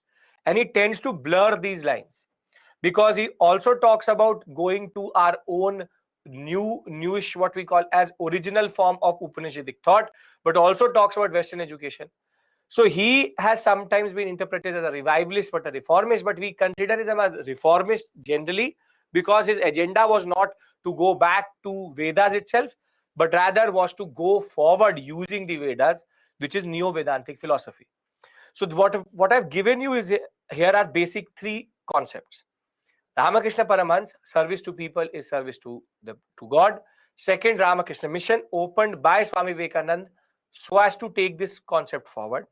Swami Vivekananda himself, Neo-Vedantic philosophy and the concept of what we call as Vedant, which is Upanishadic philosophy, using it to go forward, universal brotherhood amongst religions, and the concept that there is no point fighting. And he said a very important line, that the only way India can survive and actually could survive was via friendship between the two major religions in India, which is Islam and Hinduism. And unfortunately, that is one line which nobody talks about Swami Vivekananda. Swami Vivekananda knew that the British were dividing us. Divide and rule was what they did. And he was very categorically saying that we need to stop that. However, people heard everything what he said, but they did not hear what he wanted to say vis-a-vis the universal brotherhood and the concept of religions coming together. So till today, unfortunately, that is the unfortunate truth, that till today, Swami Vivekananda's ideas related to universal brotherhood remain relevant because we still are ready to get divided as much as we can on different lines and different concepts itself. So when we talk about Ramakrishna Mission and Swami Vivekananda generally, we have to start with the concept of Ramakrishna Paramhans. Everybody is following me till this point? No issues? Yes. So a saintly person, talked about ways of renunciation, meditation, devotion, bhakti. Renunciation is to give up. And he went into and realized that what is God via his understanding and interaction with different Sufis, different saints of Muslims, Muslim saints, Christian saints. He interacted with a lot of different saints out of different religions. And therefore, the basic conclusion he came to, he emphasized that there were many roads to God and salvation, and that the service of man, in a sense, service of humans, was service of God. For man was the embodiment of God. Basically, we all have God inside us. Therefore, if we service a person, we help a person who is in need, we are servicing God in that regard. So long as the millions live in hunger and ignorance, I hold every man a traitor who, having been educated at their own expense, pays not least heed to them. Basically, he says every person is a traitor if he is educated and does not actually realize that people are dying of hunger, and therefore they need to give attention and also help the poor and the needy in that regard. Now, Swami Vivekananda Rami Vivekananda's relationship with Ramakrishna Paramhans is related to when he will lose his father. So, original name is Narendranath. Very successful lawyer his father was. Very close to his father also. He's very well educated also, coming from English educated, the Missions College of Calcutta itself. But once he lose his father, he will initially be the member of Sadharan Brahmo Samaj, but he will be drawn to Ramakrishna Paramhans. So he was looking for answers when he will lose his father. Therefore, Ramakrishna Paramhans will become a very important personality in supporting him and shaping his ideas itself. He will become an active leader after his death, after Ramakrishna Paramhansa's death in 1886. He will travel around in different areas and take the title of Swami Vivekanand at the suggestion of Raja of Khetri. He will say that you have so much understanding and you have so much intellect, so Swami Vivekanand.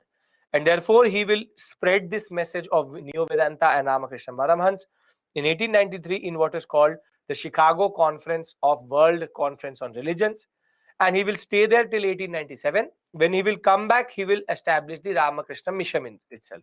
Now, what is the basic ideological outlook of Swami Vivekananda? And the Vivekananda Foundation till today in India operates and spreads his message. First is that he believed in action. He said that we think about too many things, but we don't act on it. So therefore, we need to believe that our actions have a major influence on how we live and what we can do in our life, and therefore you need to act. Second, the fact is that all religions are oneness of all religions. Therefore, he said that there was no use of converting people because they all had the same goal. But the most important line which people till today forget is this, a line which everybody should remember. He said that the junction of the two greatest systems of Hinduism and Islam is the only hope for our motherland. Only when these two major great systems will come together, then only can India be saved. Unfortunately, nobody heard this. As much as he will condemn the caste system, emphasize that superstitions and ceremonies are useless, his major call for unity amongst religions was ignored, and that is why the British were able to do what they were able to do when they left India vis-a-vis the partition. And his basic ideas of liberty, equality, free thinking, he subscribed to Vedantic philosophy, but his own interpretation of Vedantic philosophy was Neo-Vedanta. where he talked about service to people, work towards nationalism and Hinduism. And he said that we need to do pratana, which is prayer. We need to do the vyavhar should be correct, your behavior should be correct, and spirituality should be part of day-to-day life. The three basic principles of his, that you need to act in the right way, you should be spiritual, and you should also do prayer, wherein you try to harness that power in that regard. Now, once he will come back from the conference, he will thereafter establish on 1st May 1897 what is called the Ramakrishna Mission, which is in Belur till today. In Belur Mutt, the Ramakrishna Mission will be established as a monastery, and Vivekanand will become the first president, and Swami Brahmanand is going to become the first head of the monastery. Till today, the following things are actually embodied or are carried forward by this mission. First is ultimate goal is to realize God. Second is that Atma, which is a man's true self and source of happiness, can only be achieved. Basically, you can achieve the truth only by removing ignorance, which is the ignorance of other people's actions, by ignorance of other people's suffering. Yoga, harmony amongst religions, service to God through service of people. Very simple. Now comes the question, is he a reformist? Is he a reformist or is he a revivalist? What does it seem?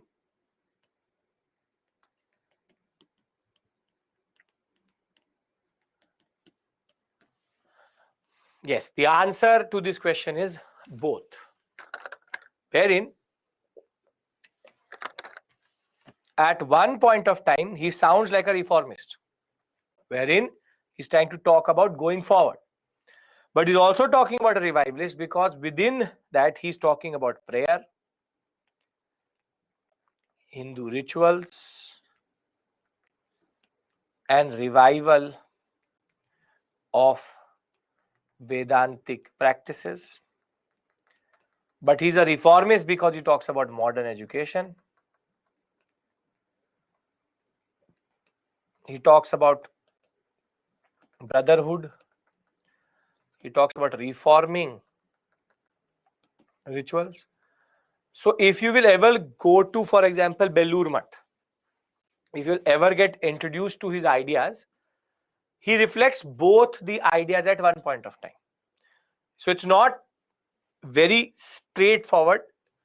It's a little bit both. It's a little bit of both. So we have till this point, let's update this. We have till this point Rama Krishna Mission, Ramakrishna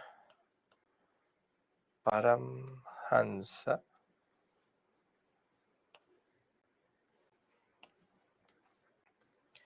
and Swami Vivekananda. Thereafter, you have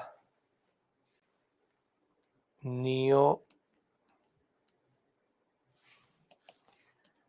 Vedanta,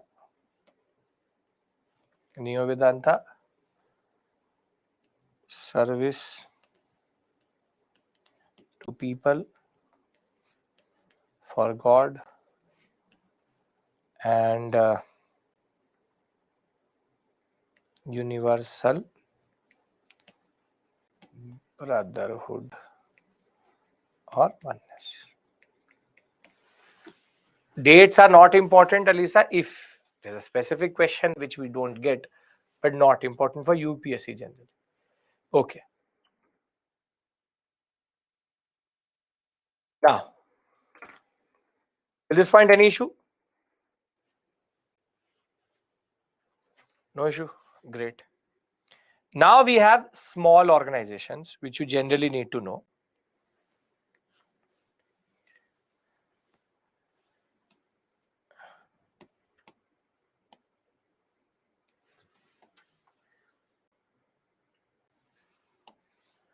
You have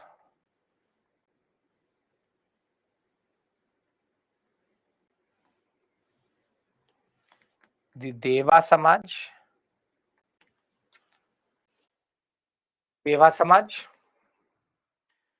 Shiv Narayan Agnihotri. Now, this is an interesting organization. Again, Shiv Narayan Agnihotri was a very active member of the Brahmo Samaj. This will start as a organization which is theistic, meaning they believed in God. But it will end up as an organization in which they will become atheists, where they will say there's no God, nothing, we need to go for morality, this and that. So, the Deva Samaj will be there, started by Shiv Narayan Agnihotri, influenced by Brahmoism. He will establish a theistic, meaning believed in God, but they later evolve into an organization which said that they denied the existence of God and rather emphasized on ethical conduct, eternity of soul, the supreme power of the Guru, and good action is something they argued. They needed to talk about social behavior, which was acceptable. Non-acceptable social behavior would be giving bribes, taking intoxicants, non-vegetarian food, no non-violence. And his compilations and his understanding are in the Deva Shastra. So there's nothing here. Deva Samaj, Shiv Narayan Agnihotri, Atheistic Society, Ethical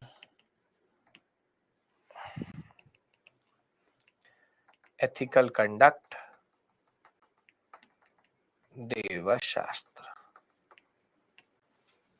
So 3 points are enough for it. Then comes Indian Social Conference, M.G. Ranade and Raghunath Rao, not that same Raghunath Rao. And they will meet in the sidelines of the INC sessions, which I will discuss with you later.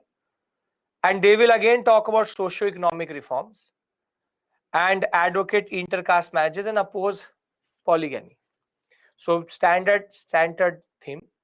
So you have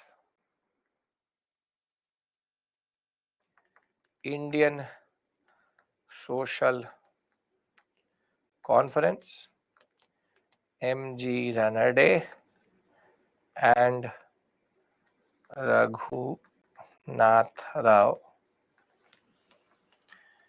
met at sidelines of INC, opposed caste and encouraged widow remarriage. Thereafter, now comes, there are 2-3 very interesting personalities. First is a stalwart when it comes to Gujarati literature, which is Behramji Mirwanji Malabari. Malabari is interesting because he never was a social reformer himself, but acted like a communicating channel between the British and India or Indians. So the social reformer generally wrote volumes of poem in Gujarati language, advocated the right for women and generally against the concept of child marriage. He argued that the priests, these pandits, are misinterpreting Upanishads and Vedas, and he will even publish different articles related to it. In 1884, he will publish a set of notes called Infant Marriage and Enforced Widowhood. Then he will also circulate a lot of data and a lot of petitions to change the age of consent. So the Age of Consent Act 1891 deals with the consent of the woman within the marriage for sexual intercourse. Thereafter, acquired and edited a very interesting paper called the Indian Spectator. And he will thereafter establish what is called the Seva Sadan along with his friend Diwan Dayaram Gidumal. And this organization will work for only one thing, which is basically to make sure that women who were exploited by the society and were discarded by the society get some care.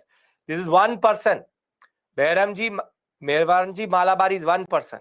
He's not three persons, one person.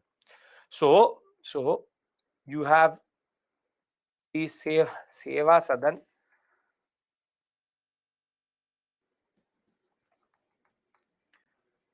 Malabari and Giddumal,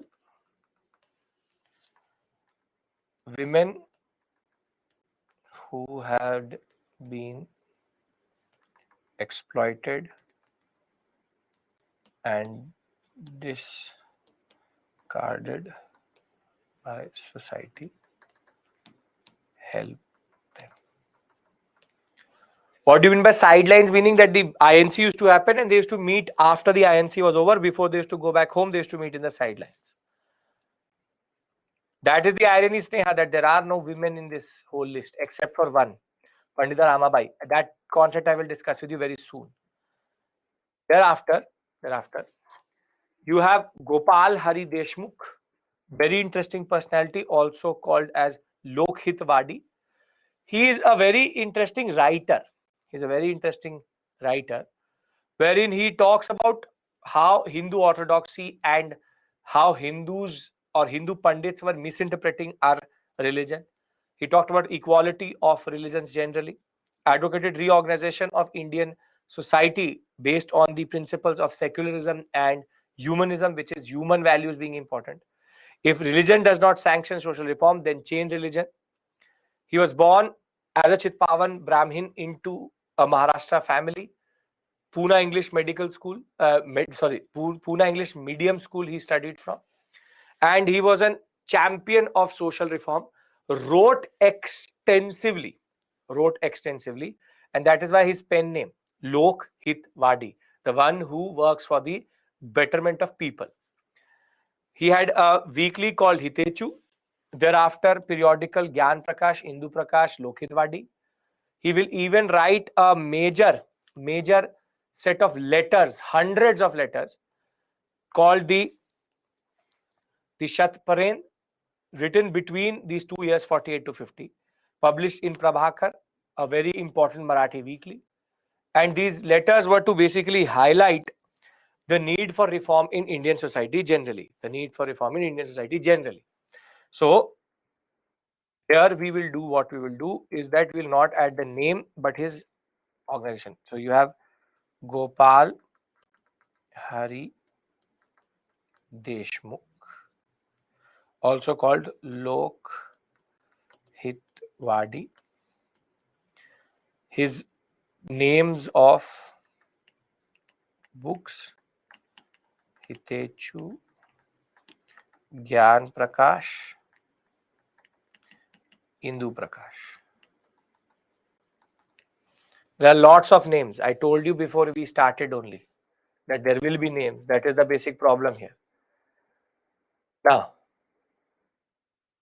last discussion before we move to revivalists is a very important woman, the only, unfortunately, only woman reformer, Pandita Ramabai Saraswati. Remember, there are two Ramabais.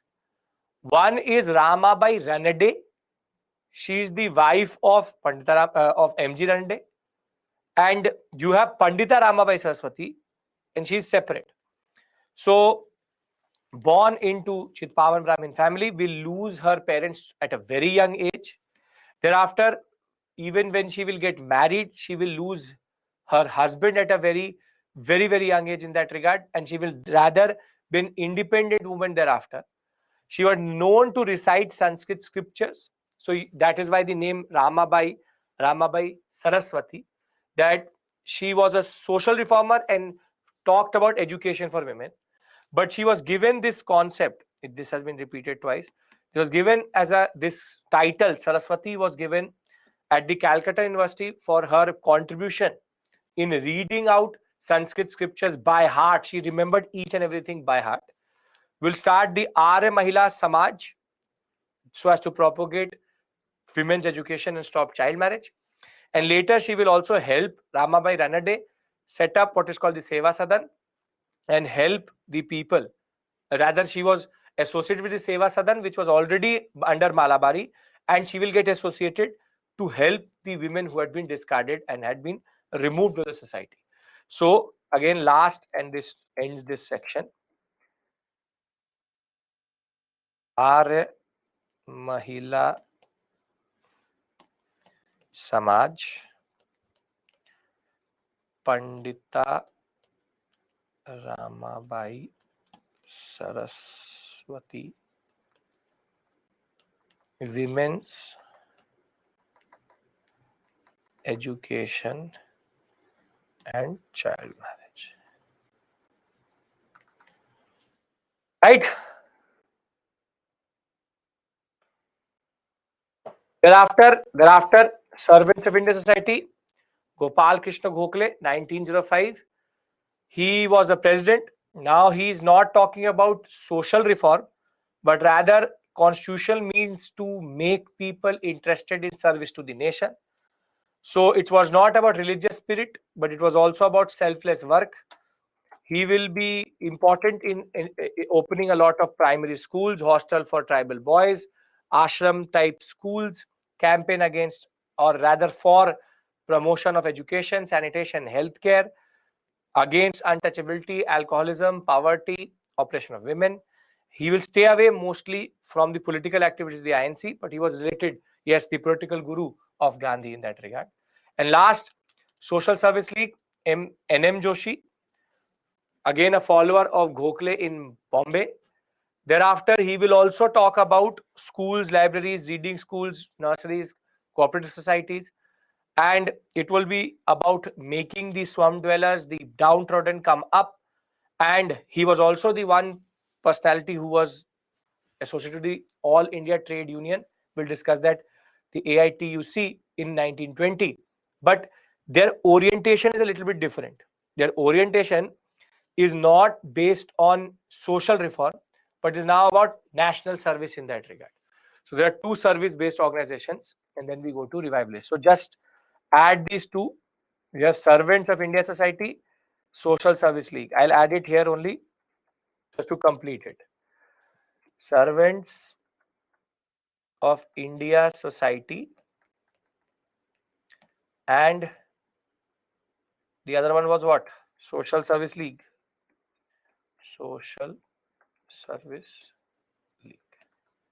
This is Gopal Krishna Gokhale, and this is N.M.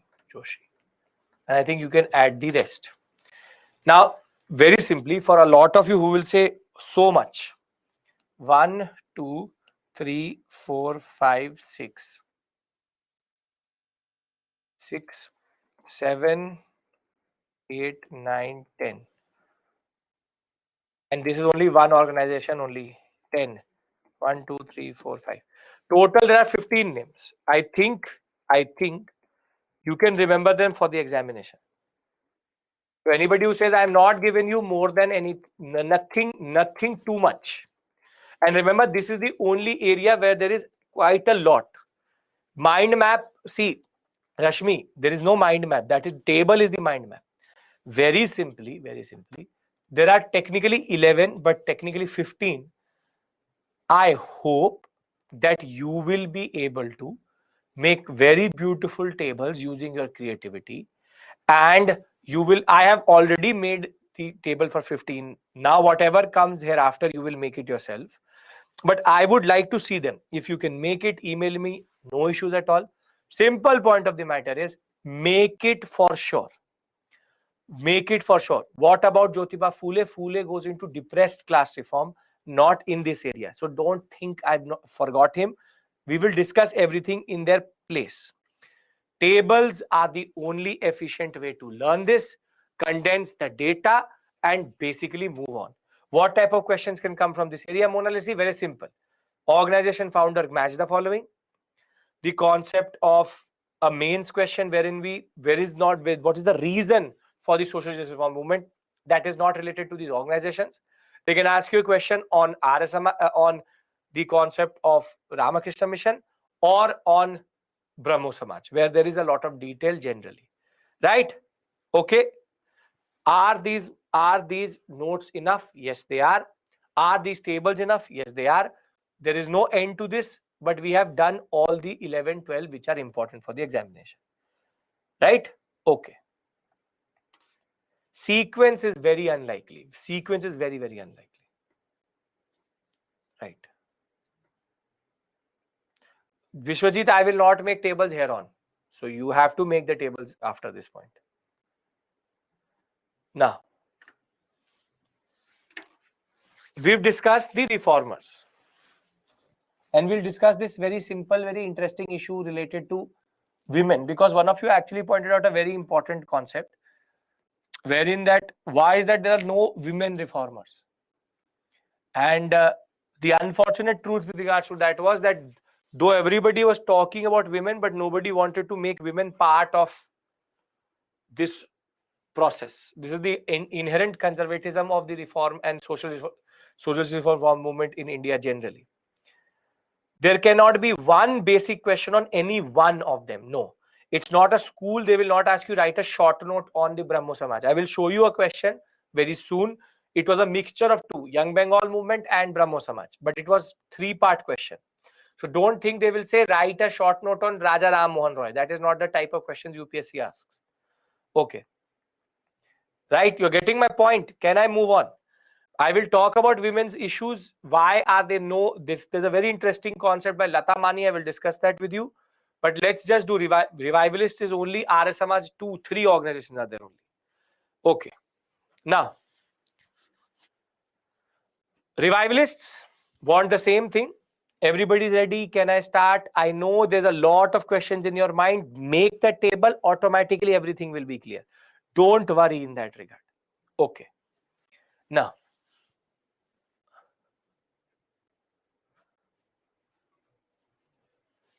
see, Bhardwaj, he is a revivalist because within the Ramakrishna mission, a lot of features was basically on Hinduism, an original form of Vedic philosophy. That is the revivalist issue. Okay, now let's talk about revivalists. Revivalists want the same thing. They also want social reform. They also want caste system gone. They also want this concept of the widow remarriage, promote the widow remarriage, oppose child marriage. So it's not that their agendas are different. Agendas are exactly the same, which is revive the religion. However, the simple point is they are called revivalists because of the revive word, and they say that all distortions in all social evils in our society are because of distortions or anomalies or what we call later additions to it. So don't think that this is the wrong way or it's a lower way or a higher way. It's the same vis-a-vis reformists. As much as reformists were important, revivalists were also important. But the way they approach this is different. Here there is only one major body, which is Arya Samaj and Swami Dayanand Saraswati. Now, Swami Dayanand Saraswati,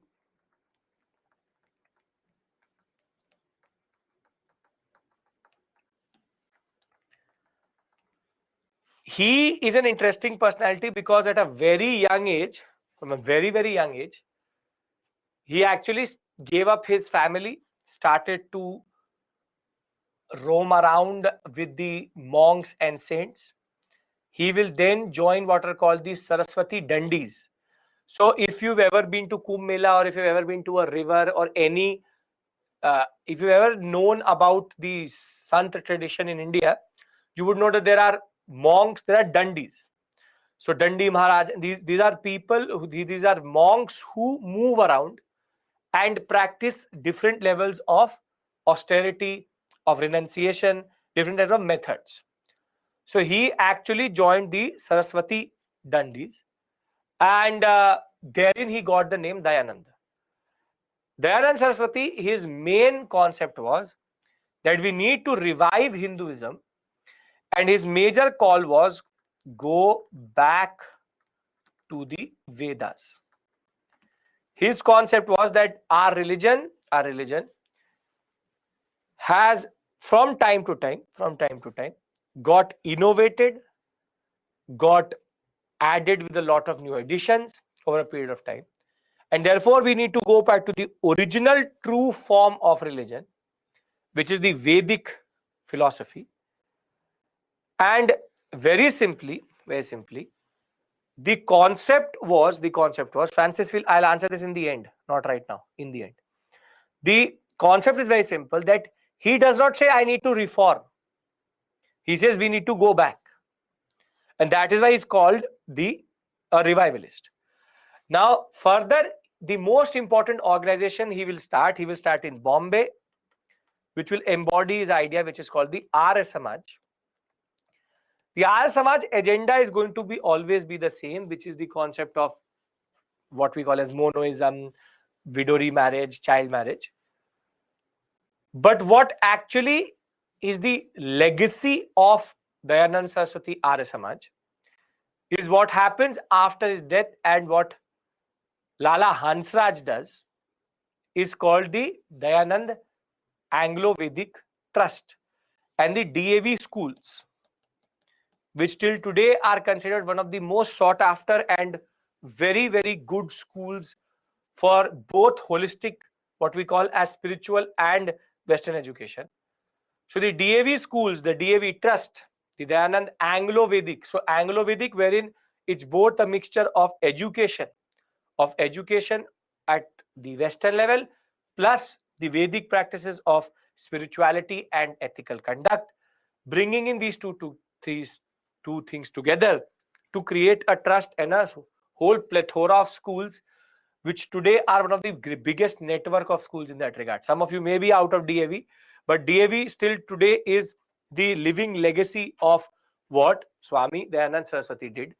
So the person who actually is related to DAV is Lala Hansraj, and if you are from Hansraj College in Delhi University, basically Hansraj College is named after him, Lala Hansraj. And whilst this was one of the wings of Arya Samaj, which was to go for schooling, educating children, there's also one problematic legacy of Swami Dayanand Saraswati and Arya Samaj, which was created by what is called the Gurukul branch of the Arya Samaj, which operated from Haridwar. And the person, Swami Shraddhanand, he was the one who read a lot of census reports coming out of the British, and he saw that the Christian missionaries were basically converting a lot of Hindus into Christians. So he was seeing a reduction, though technically not a major reduction, in the population of Hindus, and rather an increase in the Christian population. And he interpreted it as a form of Christian missionary activities conspiracy.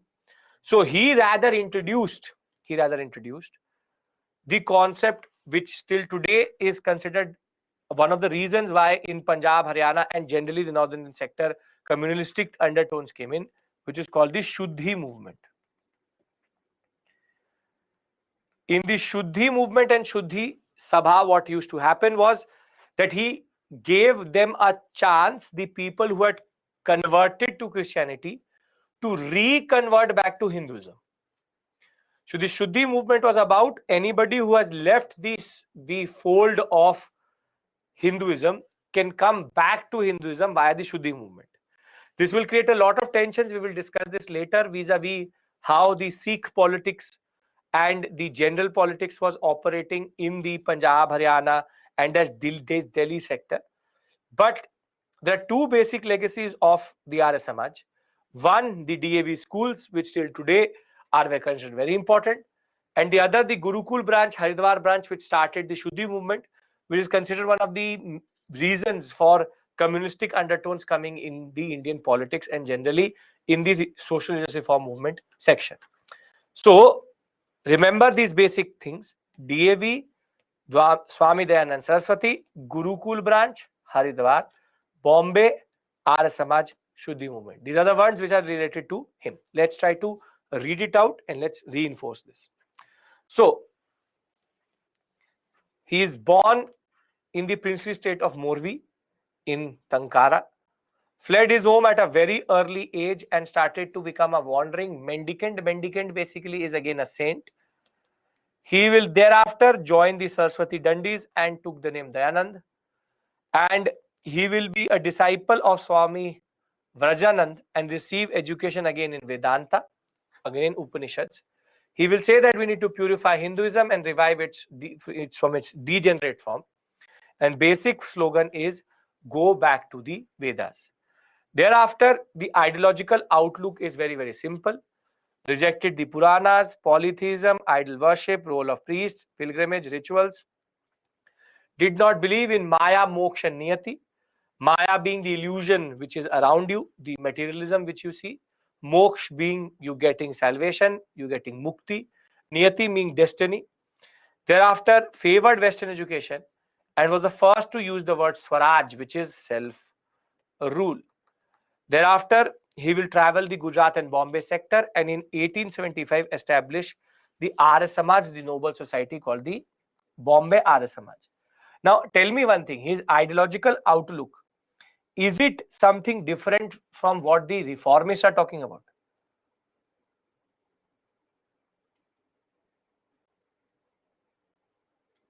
Technically, more or less, yes, but also no. There's no such real difference. See, this is the similar concept, this is the similar concept, except for Maya, Moksha, Niyati. His basic understanding is still the clear. His basic understanding is still the same. It's based on the basic concept that we will go for reform, idol worship, polytheism, Puranas. Isn't he talking about the same things but in a different language? What I'm trying to argue here is that reformists and revivalists are not different.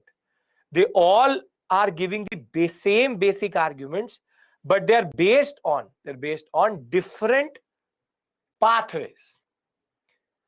This is a very important point I'm trying to push here, that their basic idea remains the same. So idolatry means idol worship, going to temples. That is what they're trying to say. So please understand this point. Please understand this point, that ideologically the concept is the same. It's just that their pathways are different. And this you need to understand very clearly. These two are not talking about worlds apart. Same thing. Just that their methods are different. Are we clear regards to this? How reformists and revivalists are not separate, but the same part of the same concept. Okay. Now,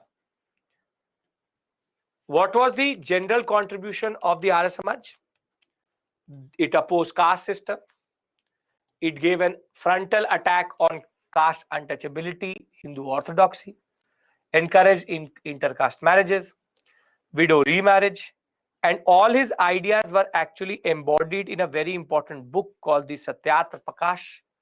The Satyarth Prakash elaborates on Swami Dayanand Saraswati's ideas, and he even fixed the age of marriage for 25 years to be there for boys, 16 years for girls.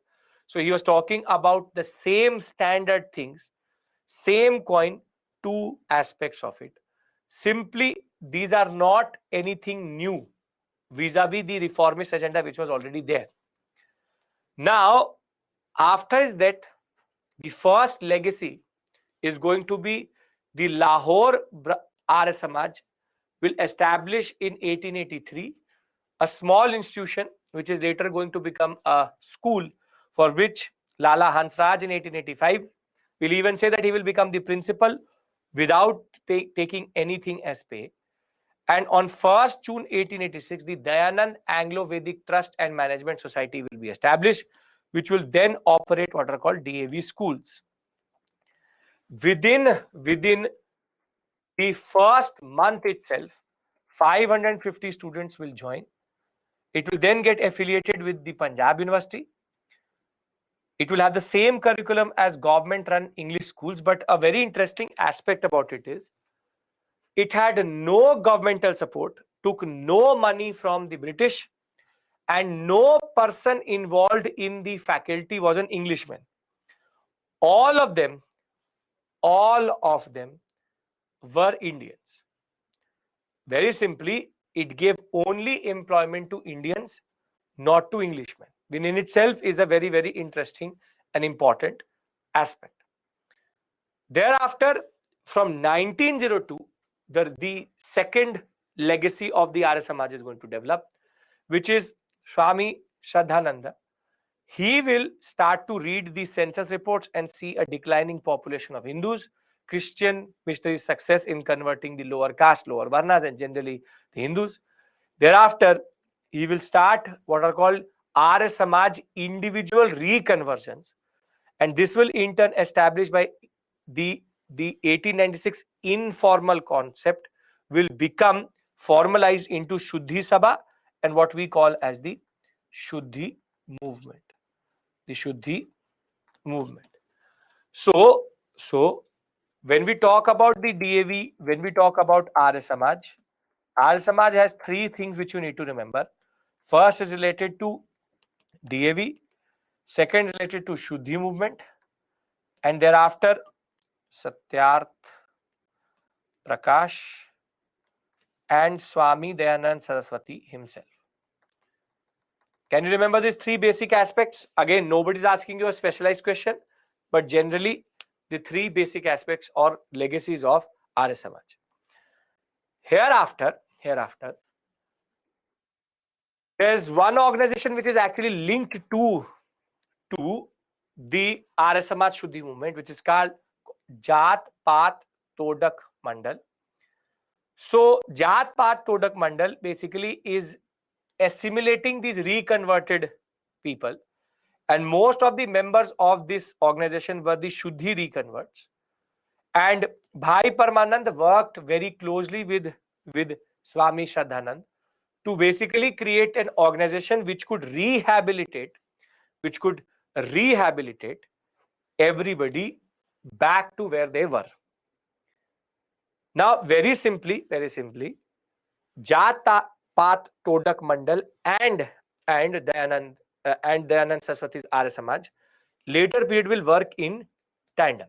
Satyarth Prakash Hariom is nothing but the ideas of Dayanand Saraswati in a book form. Now comes Dharma Samaj.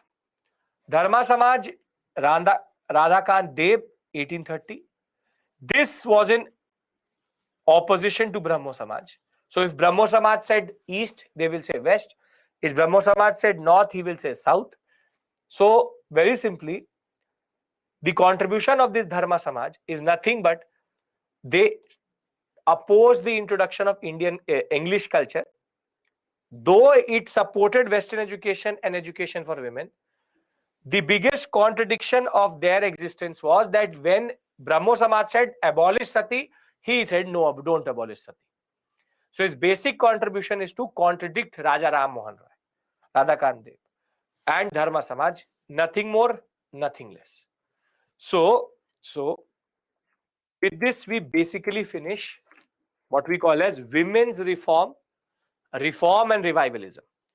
Now you can see there are only 3 organizations in revivalists, 15 there, total 18. Can I expect you all to make 2 good tables with basic data, reform, revivalism, and basically consolidate everything we've done till this point? Yes? Perfect. So is there any issue here? Because then I'll talk about the women's concept.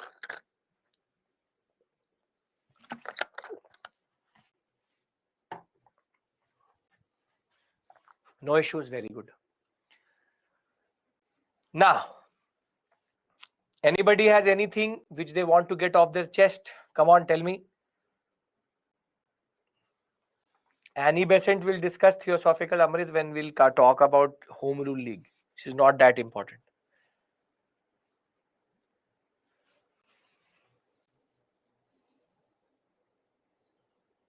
Well, sir, nice to see you here again. Which one is atheist? That one. Dharma, no, Deva Samaj. Deva Samaj.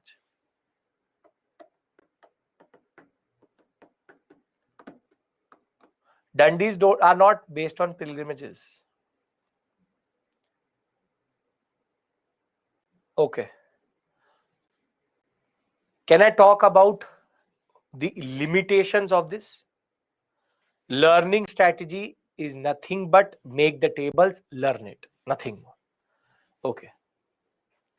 We will talk about Muslim reform, Parsi reform, all of it. Let's see how much we can cover. Now, as you would have noticed one thing. Though we are talking about women are not there. Pandita Ramabai and Ramabai Ranade, two women's basic association with any form of active participation. And this led to historians to think about this concept of what can we understand vis-a-vis women. Because then women have a very contradictory legacy with this social justice reform movement. And Lata Mani is a very important historian. She argues, and there's a very interesting line she uses. Pay attention to it. She says that women were the site of reform, but never the subject of reform.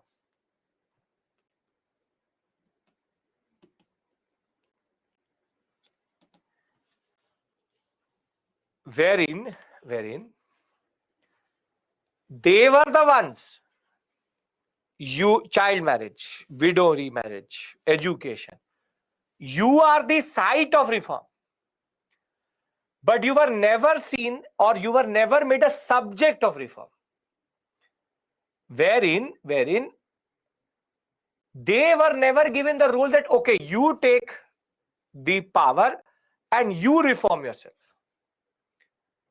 This concept is very, very interesting. Why? Because this is happening till today. Most of the decisions taken for women are taken by men. For example, not in India, though that pronounced in that regard, in America, for example. In America today, the abolition of what we call as abortions. Abortions cannot be done legally. Every person who took a call was actually a man. When we talk about gender equality, when we talk about basically reforming women's access to education, everywhere it is the man who takes the call for the woman. And this exact same thing happened during the social justice reform movement, that women, though they were the site of reform, that she is the indicator of civilizational greatness, but she will never be given the power to change herself. She will be changed by others, but she will never be given the power to change herself. And this is the problem basically with women's reform. That this is the Lata Mani. She's a historian. This is the quote. That she is the site but not the subject. Are you getting my point? This is the major contradiction and the major limitation of these reforms, which we can see as it is when we look at what we call as women's reformers. Okay, now depressed class reforms. Now depressed classes basically refer to the lower caste, the lower varnas, who since the 1500 BCE, from Vedic period, after the Indus Valley civilization, and to be precise, since 1000 BCE,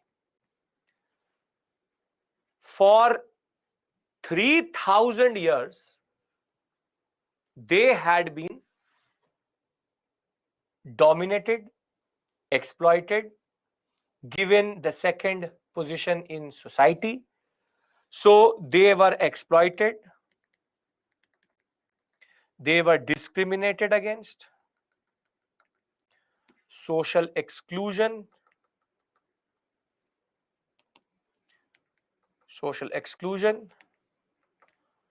any word, untouchability,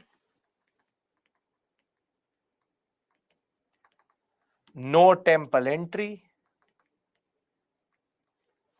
no access to God. You say it, and that the depressed classes faced. No access to education.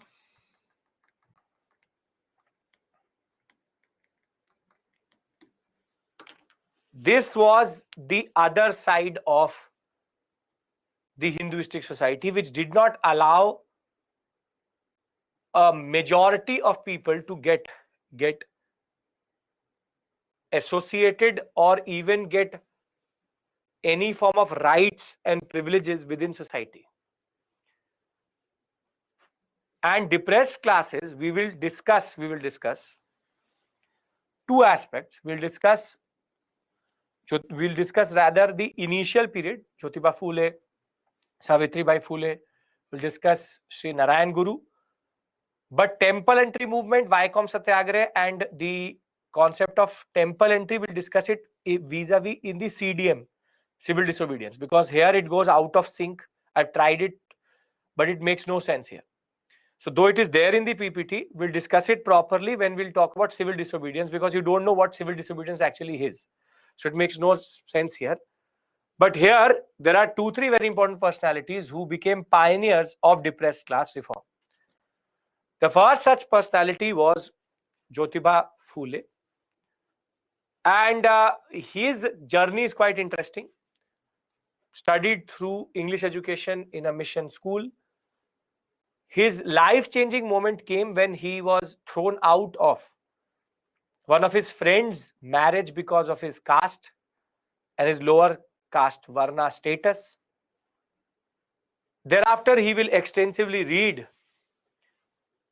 Thomas Paine's book, The Right of Man or The Rights of Man, wherein he will learn the concept of equality and understand how inequality actually is spread across the Indian society. And very simply, his basic idea was that Brahmanical society excludes, and it is the priests who create the context in which they have been misinterpreting, they have been exploiting their education to exclude the majority of the society. And therefore, Jyotiba Phule in that regard will become the one who will also coin the term Dalit, wherein the broken and the ones who have been excluded from the society. And his contribution is going to be about awareness, education, and his way of social emancipation of the depressed classes was through their education generally. He said that education was the only way to go forward. So a pioneering social reformer from Western India, born into a depressed class at Pune in 1827, then schooling from the Scottish Mission High School, 1847. Thereafter, married Savitribai Phule, who herself became a very important women depressed class reformer, and she taught children in school, specifically girl children. And more than that, she will become a pioneering reformer for untouchable girls generally. He will read the book, condemn inequality, campaign against the pathetic situation of the lower caste and the untouchability concept itself. And he will say that the Brahmanical domination of society is the problem. Thereafter, opposed religion, caste hierarchy, exploitation, blind and misleading rituals of prevalent religious practices. And he will say that only unity, equality, and easy religious practices was the way forward. He will start a school for girls in 1851. Thereafter, a 1875 pregnant home for widows who had become pregnant in dominant caste, so the women who had been excluded from society. He will teach his wife to learn to read and write, and she herself will become Savitribai Phule, will herself become a pioneering girl education social reformer. Upliftment of widows, education for women, advocated remarriage. He used the word Dalit, broken or crushed, for the first time. And he also said that it was basically, this home was open for people of all caste and background. But he will argue that basically it was, till we don't talk about compulsory primary education for the lower caste, we cannot or uplift them vis-a-vis the other caste itself. He will also start a very important organization called the Satya Sodhak Samaj. 1873, Society of Truth Seekers. He will use the metaphor of Raja Bali out of the Mahabharata itself. Thereafter, the Shudra and untouchable caste, he will say that we need to liberate them from the oppression. Voiced his basic concerns to the Deen Bandhu newspaper, which was the publishing wing of Satya Shodhak Samaj, and condemned caste hierarchy, privileged status of priests. So he'll condemn basically caste hierarchy and privileged status of priests. Simple logic vis-a-vis that. What is important? The years are not important. Just remember the basic terms. Satya Shodhak Samaj, the concept of Dalit, Savitribai Phule, Jyotiba Phule. I taught you how to condense all of this. Jyotiba Phule, the concept of women's education, widow remarriage, compulsory primary education. So the concepts remain the same. Thereafter, from Kerala, we have Sri Narayan Guru Swami. Again, a very important personality vis-a-vis a Hindu saint, sadhu, and social reformer.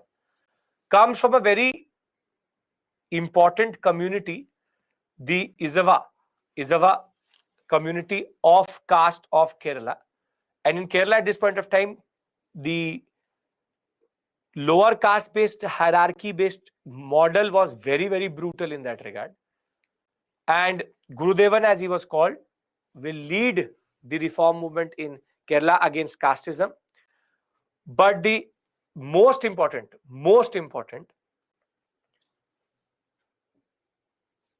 two basic things which are linked to him. Sri Narayan Dharma Pratipalana Yogam, this is the organization which he started. And he talked about establishment of educational institutions, condemned Chaturvarna. But the most important movement which is linked to him is the Aravapuram movement. Aravapuram movement is when Sri Narayan Guru will not be allowed to go for worshipping or go for basic rituals vis-a-vis the Shivratri, where he will not be allowed to enter the Shiva temple itself. He will install a Shivalingam in Avarapuram in Kerala in an effort to show that nobody has a monopoly over God. So he said that we all live here in brotherhood. There is no caste, no race, no hatred. The concept is that he will become the base on which later the temple entry movement will start, and we will discuss it. Separately. Temple entry movement is related to E.V. Ramaswamy Naikar or Periyar. But as of right now, you have to remember two basic names. One being Jyotiba Phule, Savitribai Phule, and second being Sri Narayan Guru and Avirapuram movement. Four names you can remember, basically simple, because I will do temple entry, the Vycom Satyagraha and all when we will discuss CDM, because here it will not make sense. Whenever I'll say Gandhi, it's out of sync, and whenever I'll say civil disobedience, you have no idea what it means. So this discussion with regards to E.V. Ramaswamy Naikar, the discussion with regards to that Vycom Satyagraha separately. Yes? Any issues till this point? And Dr. Ambedkar we will do in the end once we have covered the basic national movement also. So we will discuss Dr. Ambedkar also, we'll discuss Ramaswamy Naikar, and we'll also discuss Vaikom Satyagraha, temple entry movement. Okay. So reform is done, revival is done, the concept of depressed class is done. Alive till this point? Any issue, anybody?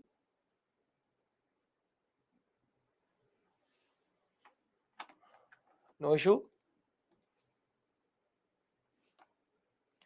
Okay. Now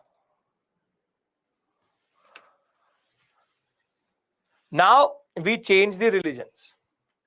We have to go into Parsi, then Muslim reform, and then Sikh reform. So Hinduism is done. So many names, I know.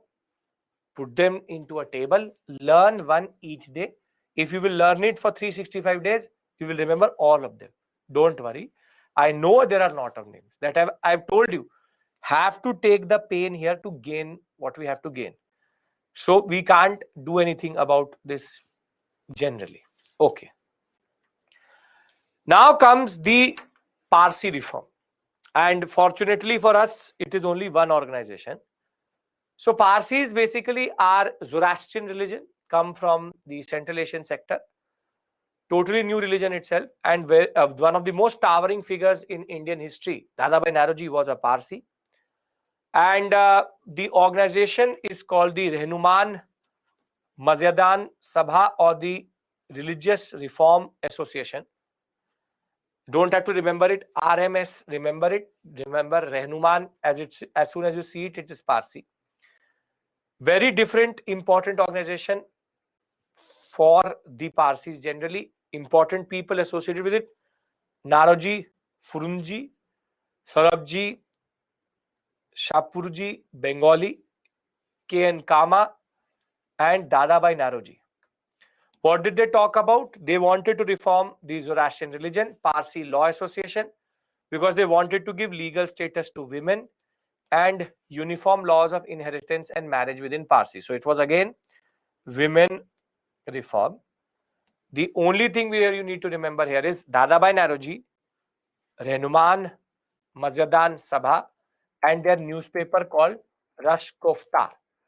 The Rash Goftar paper was used to spread the message of the Parsi reform. This Anglo-Gujarati newspaper was edited by Naoroji and Kama himself, campaigned against the orthodoxy within the religion, and they will talk about education of women, marriage, social position. So standard concept, only one organization, fortunately from the Parsis. Any issue here? Rash Goftar, Dadabhai Naoroji, and the concept of Parsi reform vis-a-vis this organization. Easy, nothing more, nothing complicated here. Okay. Zoroastrian is not one of the forms of Christianity. No. Christianity is a separate religion. Zoroastrianism is different religion. Parsis are not part of Christianity. Okay. Now comes Muslim reform movement. Here we have one reformist, Aligarh movement, and then we have three revivalists: Deoband, Wahhabi, Ahmadiyya, and Titu Mir. Four, basically 5 total. So what is the concept of Muslim reform? See, when we talk about Muslim reform was very late, wherein vis-a-vis first interaction with the critique of Indian society, the first interaction of the British with this religion, Western influence generally, Hinduism was quick to respond. Vis-a-vis Sati, Raja Ram Mohan Roy, very quick to respond. The first reaction rather of the Muslim community was to close itself, and it is only going to be Sir Syed Ahmad Khan who's going to actually open it for reform. So the Muslim reform movement does not start before 1860s itself. So we have organizations since 1819, 1820. For 40 years, the basic reaction is going to be resist change vis-a-vis how the British wanted to change the society itself. Now, as I said, there are 3 basic one very, very important personality and one reformist, which is Sir Syed Ahmad Khan and his Aligarh movement.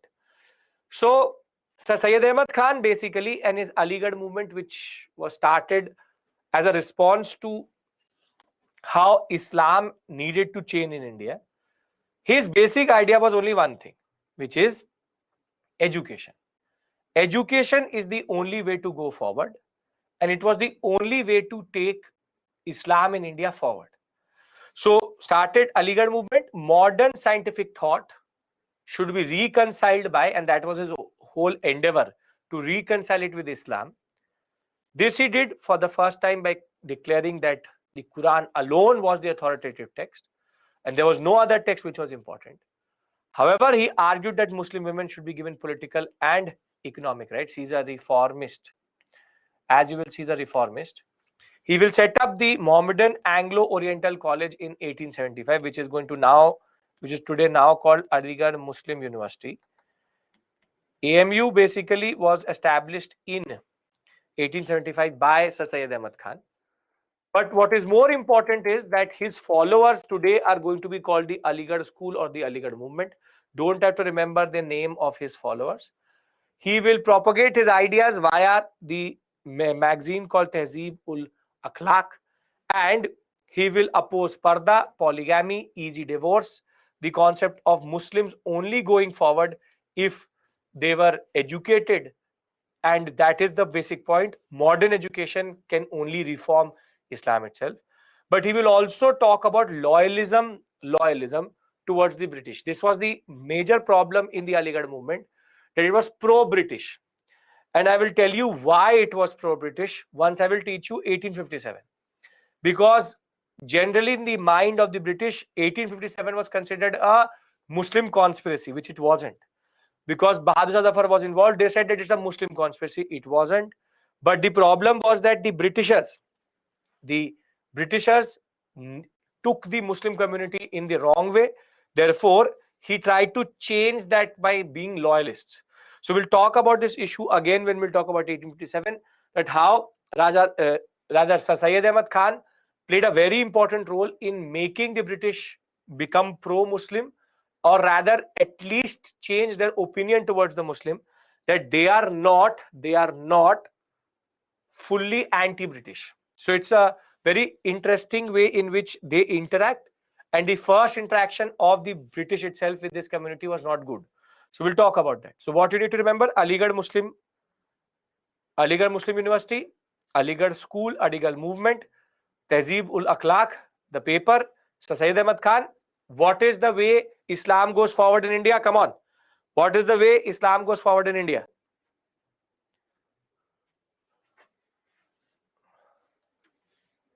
Education.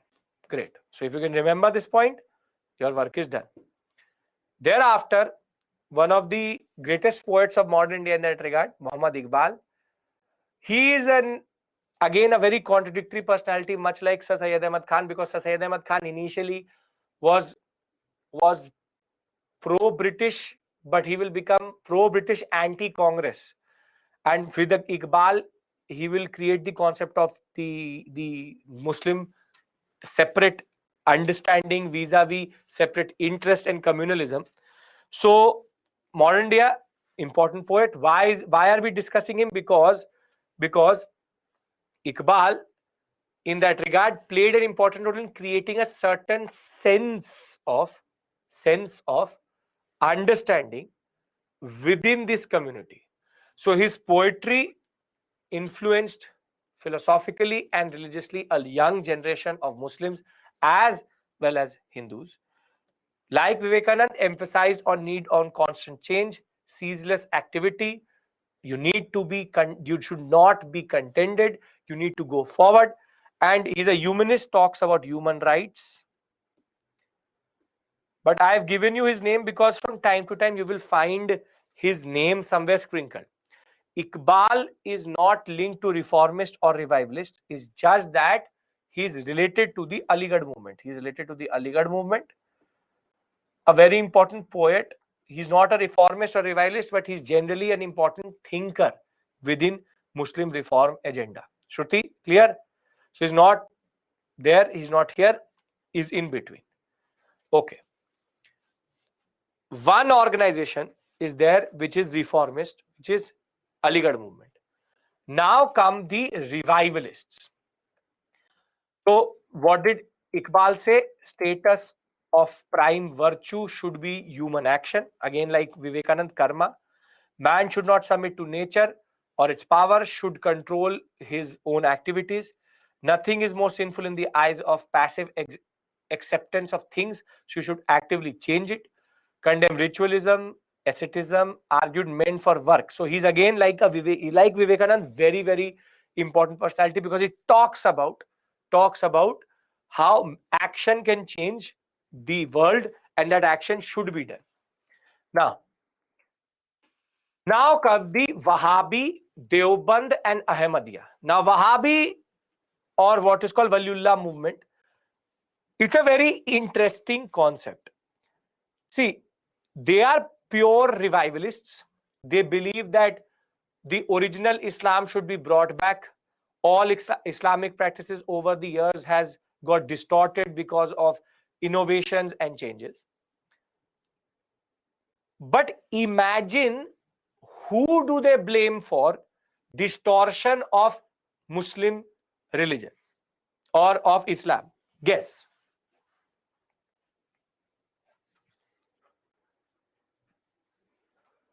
Guess who they blame for all of these things?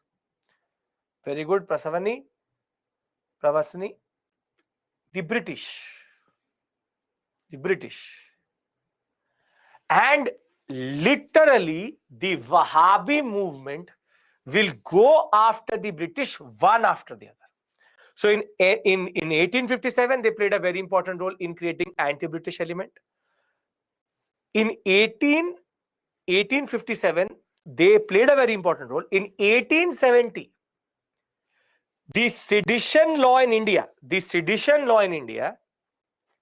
was actually introduced for them, because through each of their different newspapers, their different platforms, they were arguing British are useless, they are the ones who destroyed everything. They literally were enticing so much hatred against the English that the English had to come up with the concept of sedition for them. Because before the Wahhabi movement, there was no concept of sedition. Sedition as a law in India was related to the Wahhabis.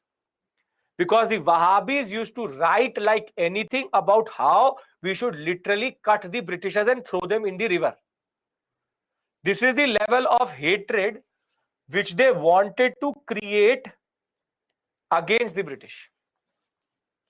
So if somebody has to be given credit for the sedition law, it is them. So first movement against the ideas of Western education, wanted to purify Islam and Islamic practices, started in Arabia vis-a-vis Abdul Wahab, that is why the Wahhabi, but in India it was rather Shah Waliullah Dehlvi who was the one who became the proponent of it. But the most popular personality related to the Wahhabi movement is Sayyid Ahmad Behrlvi. And after the British annexed Punjab, their struggle was directed towards the British. In the revolt of 1857, they spread anti-British sentiment. Thereafter, they also started to suppress the British vis-a-vis their armed men and armed wing itself. And in 1870, the term sedition was added to the IPC to outlaw speech that attempted to excite dissatisfaction, disaffection towards the government established by law in India. Thus, this movement starts the sedition movement itself, or the sedition law in India. Sedition means that whenever you try to entice or excite disaffection and dissatisfaction towards the government which is established by law in India, we either, now the interpretation has changed vis-a-vis it's about enticing violence, but it was right now about writing about any anti-British activity or anti-British sentiment was seen as sedition. So Kajal, very simply, sedition law in India, this is very important for you vis-a-vis your preparation for polity, that sedition law in India was actually linked to The Wahhabis. Clear, everyone? If they ask you which important personality or which important movement created the need for the sedition law in India, it was them. Thereafter, a offshoot of the Wahhabi movement is called the T2 Mir movement. So you have Mir Nihar Ali, also called as T2 Mir, who will adopt Wahhabism and advocate Sharia, which is the holy law of Islam itself. But he will rather use it as a peasant movement in Bengal, wherein the Muslim peasants of Bengal will go against their Hindu landlords and British indigo planters. He'll be later killed. But before I go forward here, I want to ask you a very simple question. When we talk about this peasant agitation, is it actually between Hindu and Muslim, or a peasant or a landlord?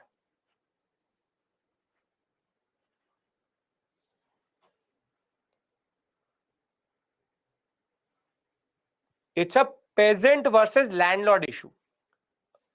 This is the one point which I'm going to start to develop with you as I go forward once we are done with these two modules, which is generally a headache, which is the fact that it's a class war, not a communal war.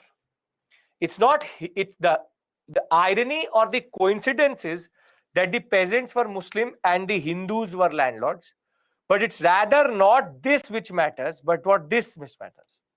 It was rather the peasant fighting the landlord and not Hindu fighting the Muslim or the Muslim fighting the Hindu. Please understand this very simple point, because this is what the British used to do. Objective was peasant movement. But the peasant movement was coincidentally peasant versus landlord, but there was a communal undertone which the British gave it later, that it's a Muslim versus Hindu issue. However, T2 Mir had nothing to do with regards to communalism. So when he will be killed in 1831, what the British will do is they'll create an image that it was a communal movement and not a peasant versus landlord movement. It's a social war, not a religious war. And this is a concept which I will introduce you by Wednesday. Once I start 1857, I will start to discuss this concept of how communalism will rise, who is Jinha, the concept of forced, rather what we call as engineered communism in India, the two communities. We'll discuss all of these things as we go on. Now, Farizi and Ahmadiyya, two are left. Farizi movement, founder is Haji Sharitullah of Faridpur rather. And again, make a table, add it, end of story. Began as a peasant movement directed against landlords and British oppressors. Later, Dudumian, who is the son of the founder itself, he will make it into a religious sect, and he will talk about egalitarian ideology. All men are equal, all land belongs to God, and no one has the right to levy tax. He took it upon himself to drive away the British from Bengal. So again, starts as a religious movement, becomes a movement against the Britishers and class warfare. The Devband, they are considered the successors of Wahhabis. When Wahhabis got suppressed, Devband became very important. Also called Darul Ulm Devband. They started by an orthodox section of Muslim ulemas, revivalists, because they wanted two things: pure teachings of Quran, Hadith amongst Muslims, keeping alive the spirit of struggle against the British. So they, again, like Wahhabis, argue that all changes were because of, in a way, yes, was because of the British. So they also target the British. 1866, Devband school will be found in Saharanpur by Muhammad Qasim Nanotwi. Curriculum will include original Islamic religion, shut out all English education, Western education. Aim was religious, moral regeneration of the Muslim community. And Devband still today are, ulemas are nothing but pandits of Islam. Religion and moral, till today, Devband remains a very relevant and very, very active movement within Islam generally. Last but not the least is Ahmadiyya. Ahmadiyya movement, you have Punjab towards the late 19th century, started by Mirza Ghulam Ahmad, town in Punjab. Again, he said that he was the next prophet itself. That you had Prophet Muhammad, he said, I am the next prophet who is going to take out Muslim religion out of this degenerated state and establish a new Islam itself. But this movement will never catch on because he's technically talking about too many big things in that regard. So Mirza Ghulam Ahmad stated that all major religions were propounded by God himself. God's plan was to establish Islam as the most complete and final religion, and that is why he is here. But before I go to Sikh, please understand one thing. Hindu, Parsi, Muslim. Let's revise. I'll take 2 minutes here. Let's revise. Till this point, I know most of you are in the fainting state. I know it is heavy. I know it is like that. You just have to very simply make the table, and trust me, everything will start to make sense to you. It's not difficult, it's just that it's a lot. Same is going to happen tomorrow when I'll talk about peasant and tribal. These two modules are like this. Students tend to leave modern India because of them. So don't do that. Now, very simply, first, you have reformist, Hindu reformists, Brahmo Samaj, Adi Brahmo Samaj, Sadharan Brahmo Samaj of India, Atmiya Sabha. Separate. Thereafter, Derozio, Young Bengal. Thereafter, we have the concept of Pandita Ramabai, you have Malabari, you have Swami Vivekanand, Ramakrishna Mission. Then smaller Servants of India Society, Social Service League, the Seva Sadan, the Dharma Samaj, and not the Dharma Samaj, the Deva Samaj, simple. Pratna Samaj, standard. Then we move to revivalists, Arya Samaj, Jat Pat Todakmal, Dharma Samaj. 3. Then we move to Parsi. 1, that's Rash Govtar and that organization Rehnuman. Muslim. 1, Aligarh movement. Thereafter, Wahhabi, Farizi, the Titu Mir movement, the Deoband, and the Ahmadiyya. This is what we've done. If you look at it, it's only 25. It's not difficult. It's not a lot, but it's just that it becomes a lot of information. If you will look at it, total 30, 35, not even 35, already 25, 30 list it will become. 30, if done 1 every day, you can repeat for 12 times before you go into the examination. So you don't have to complicate it, but I hope you're getting the point of the discussion, wherein we understand the larger concept of how to condense this information and how there are multiple social justice reform movements which are happening. Yes, you just have to sit with it today. If you are able to make it, trust me, it will make sense.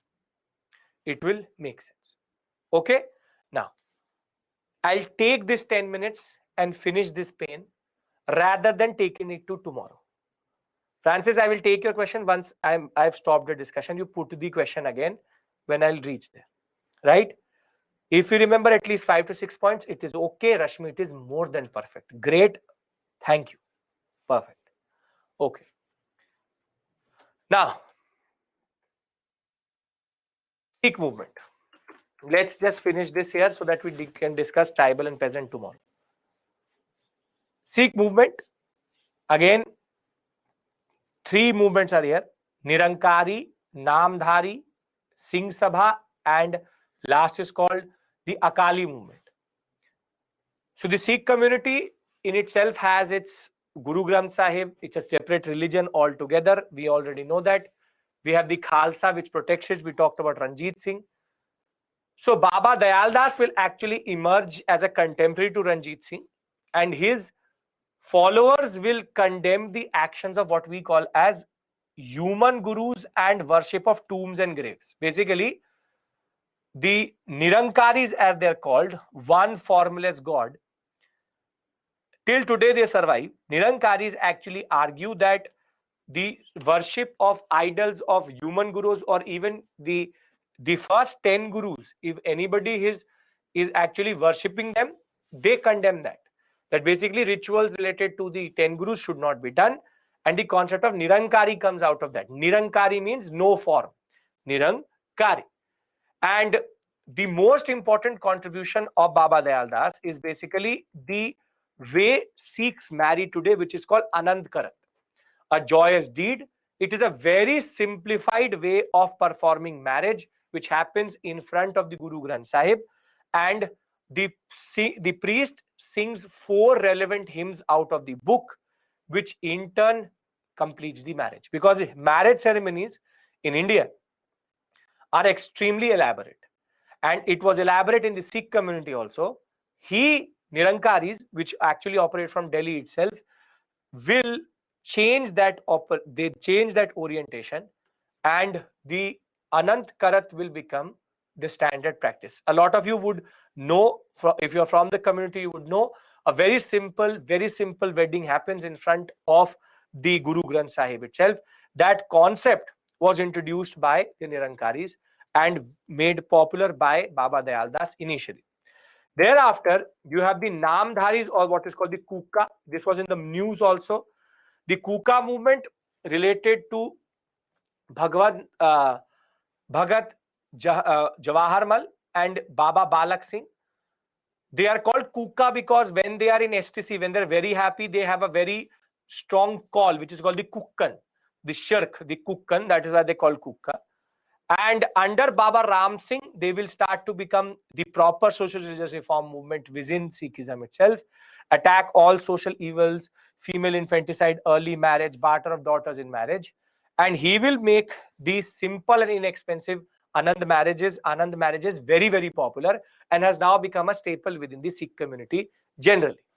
Thereafter comes the Singh Sabha movement. The Singh Sabha movement in 1873 rather is linked to how Sikhs started to realize that we have lost out to the British because we have not evolved ourselves.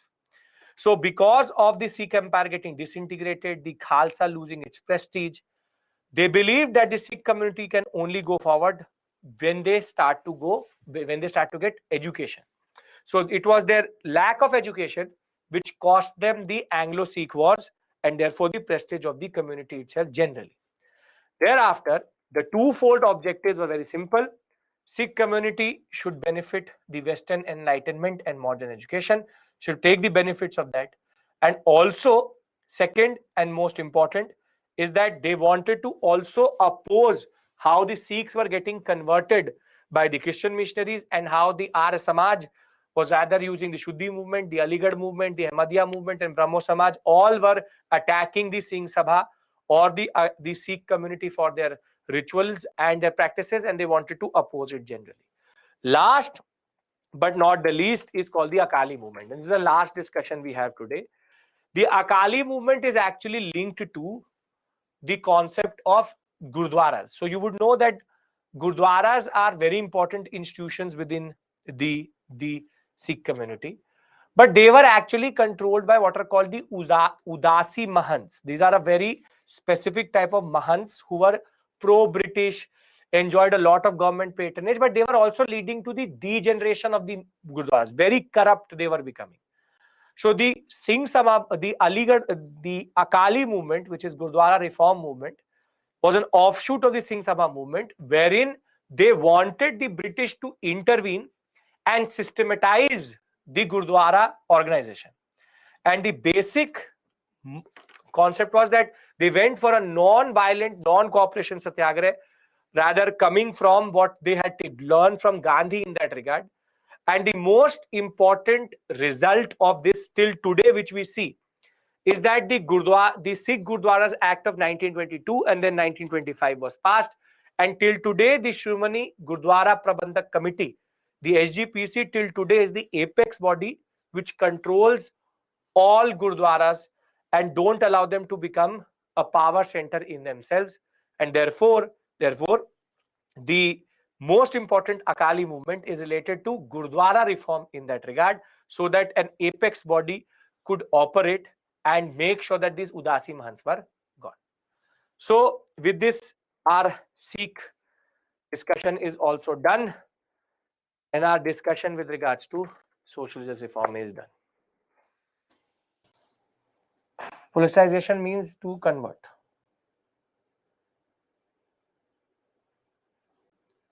Sir, after INA trials, do soldiers I never adopted Indian? No, Francis, no. Okay. First and foremost thing, thank you. Thank you for your patience. Thank you for understanding that this is not history. And thank you for also being here till the end. A lot of you have shown a lot of courage, and this pain will help you in gaining what you have to gain. Just make the tables. If you want, you can send it to me through email. I'll be happy to see them, and I'll see what you've done with it. Do not complicate this area. This is not history. I don't like it. How will you like it? That's the basic point. The simple point of the matter is, it's all name this, name that, this, that. But I have tried to give you a set of 30 to 40, whatever facts I've given you. This is more than enough to actually do any question. Very simply, make the table, learn each one day, and you will never forget. As it is, there is no end to it, right? Previous year question, there is nothing from this area only. This is the problem. The three areas which we are discussing: expansion, social justice reform, peasant tribal. There are actually no major questions which come from this area, but I can't go to 1857 without it. So tomorrow, see, my job is always to make your job simple. I've given you the method. I hope that is making sense to you. I can't teach you something beyond here because we don't have to go into that much detail. That will become optional level. So my basic task is to cover everything for you and tell you what to do with that information. So I will see you tomorrow again with peasant and tribal. That is the last moment of pain for you. So 2 days, major injections called, first, this social justice reform, second, the concept of tribal and peasant. Thereafter, I promise to you, no pain, very interesting story with regards to 1857 and our national movement. There I will make sure that you don't have to go overboard and it will not become this heavy. So extremely sorry, can't help it, but this is the way it is. Thank you. Take care. Bye-bye. Have a very, very productive day. See you tomorrow, same time. Thank you.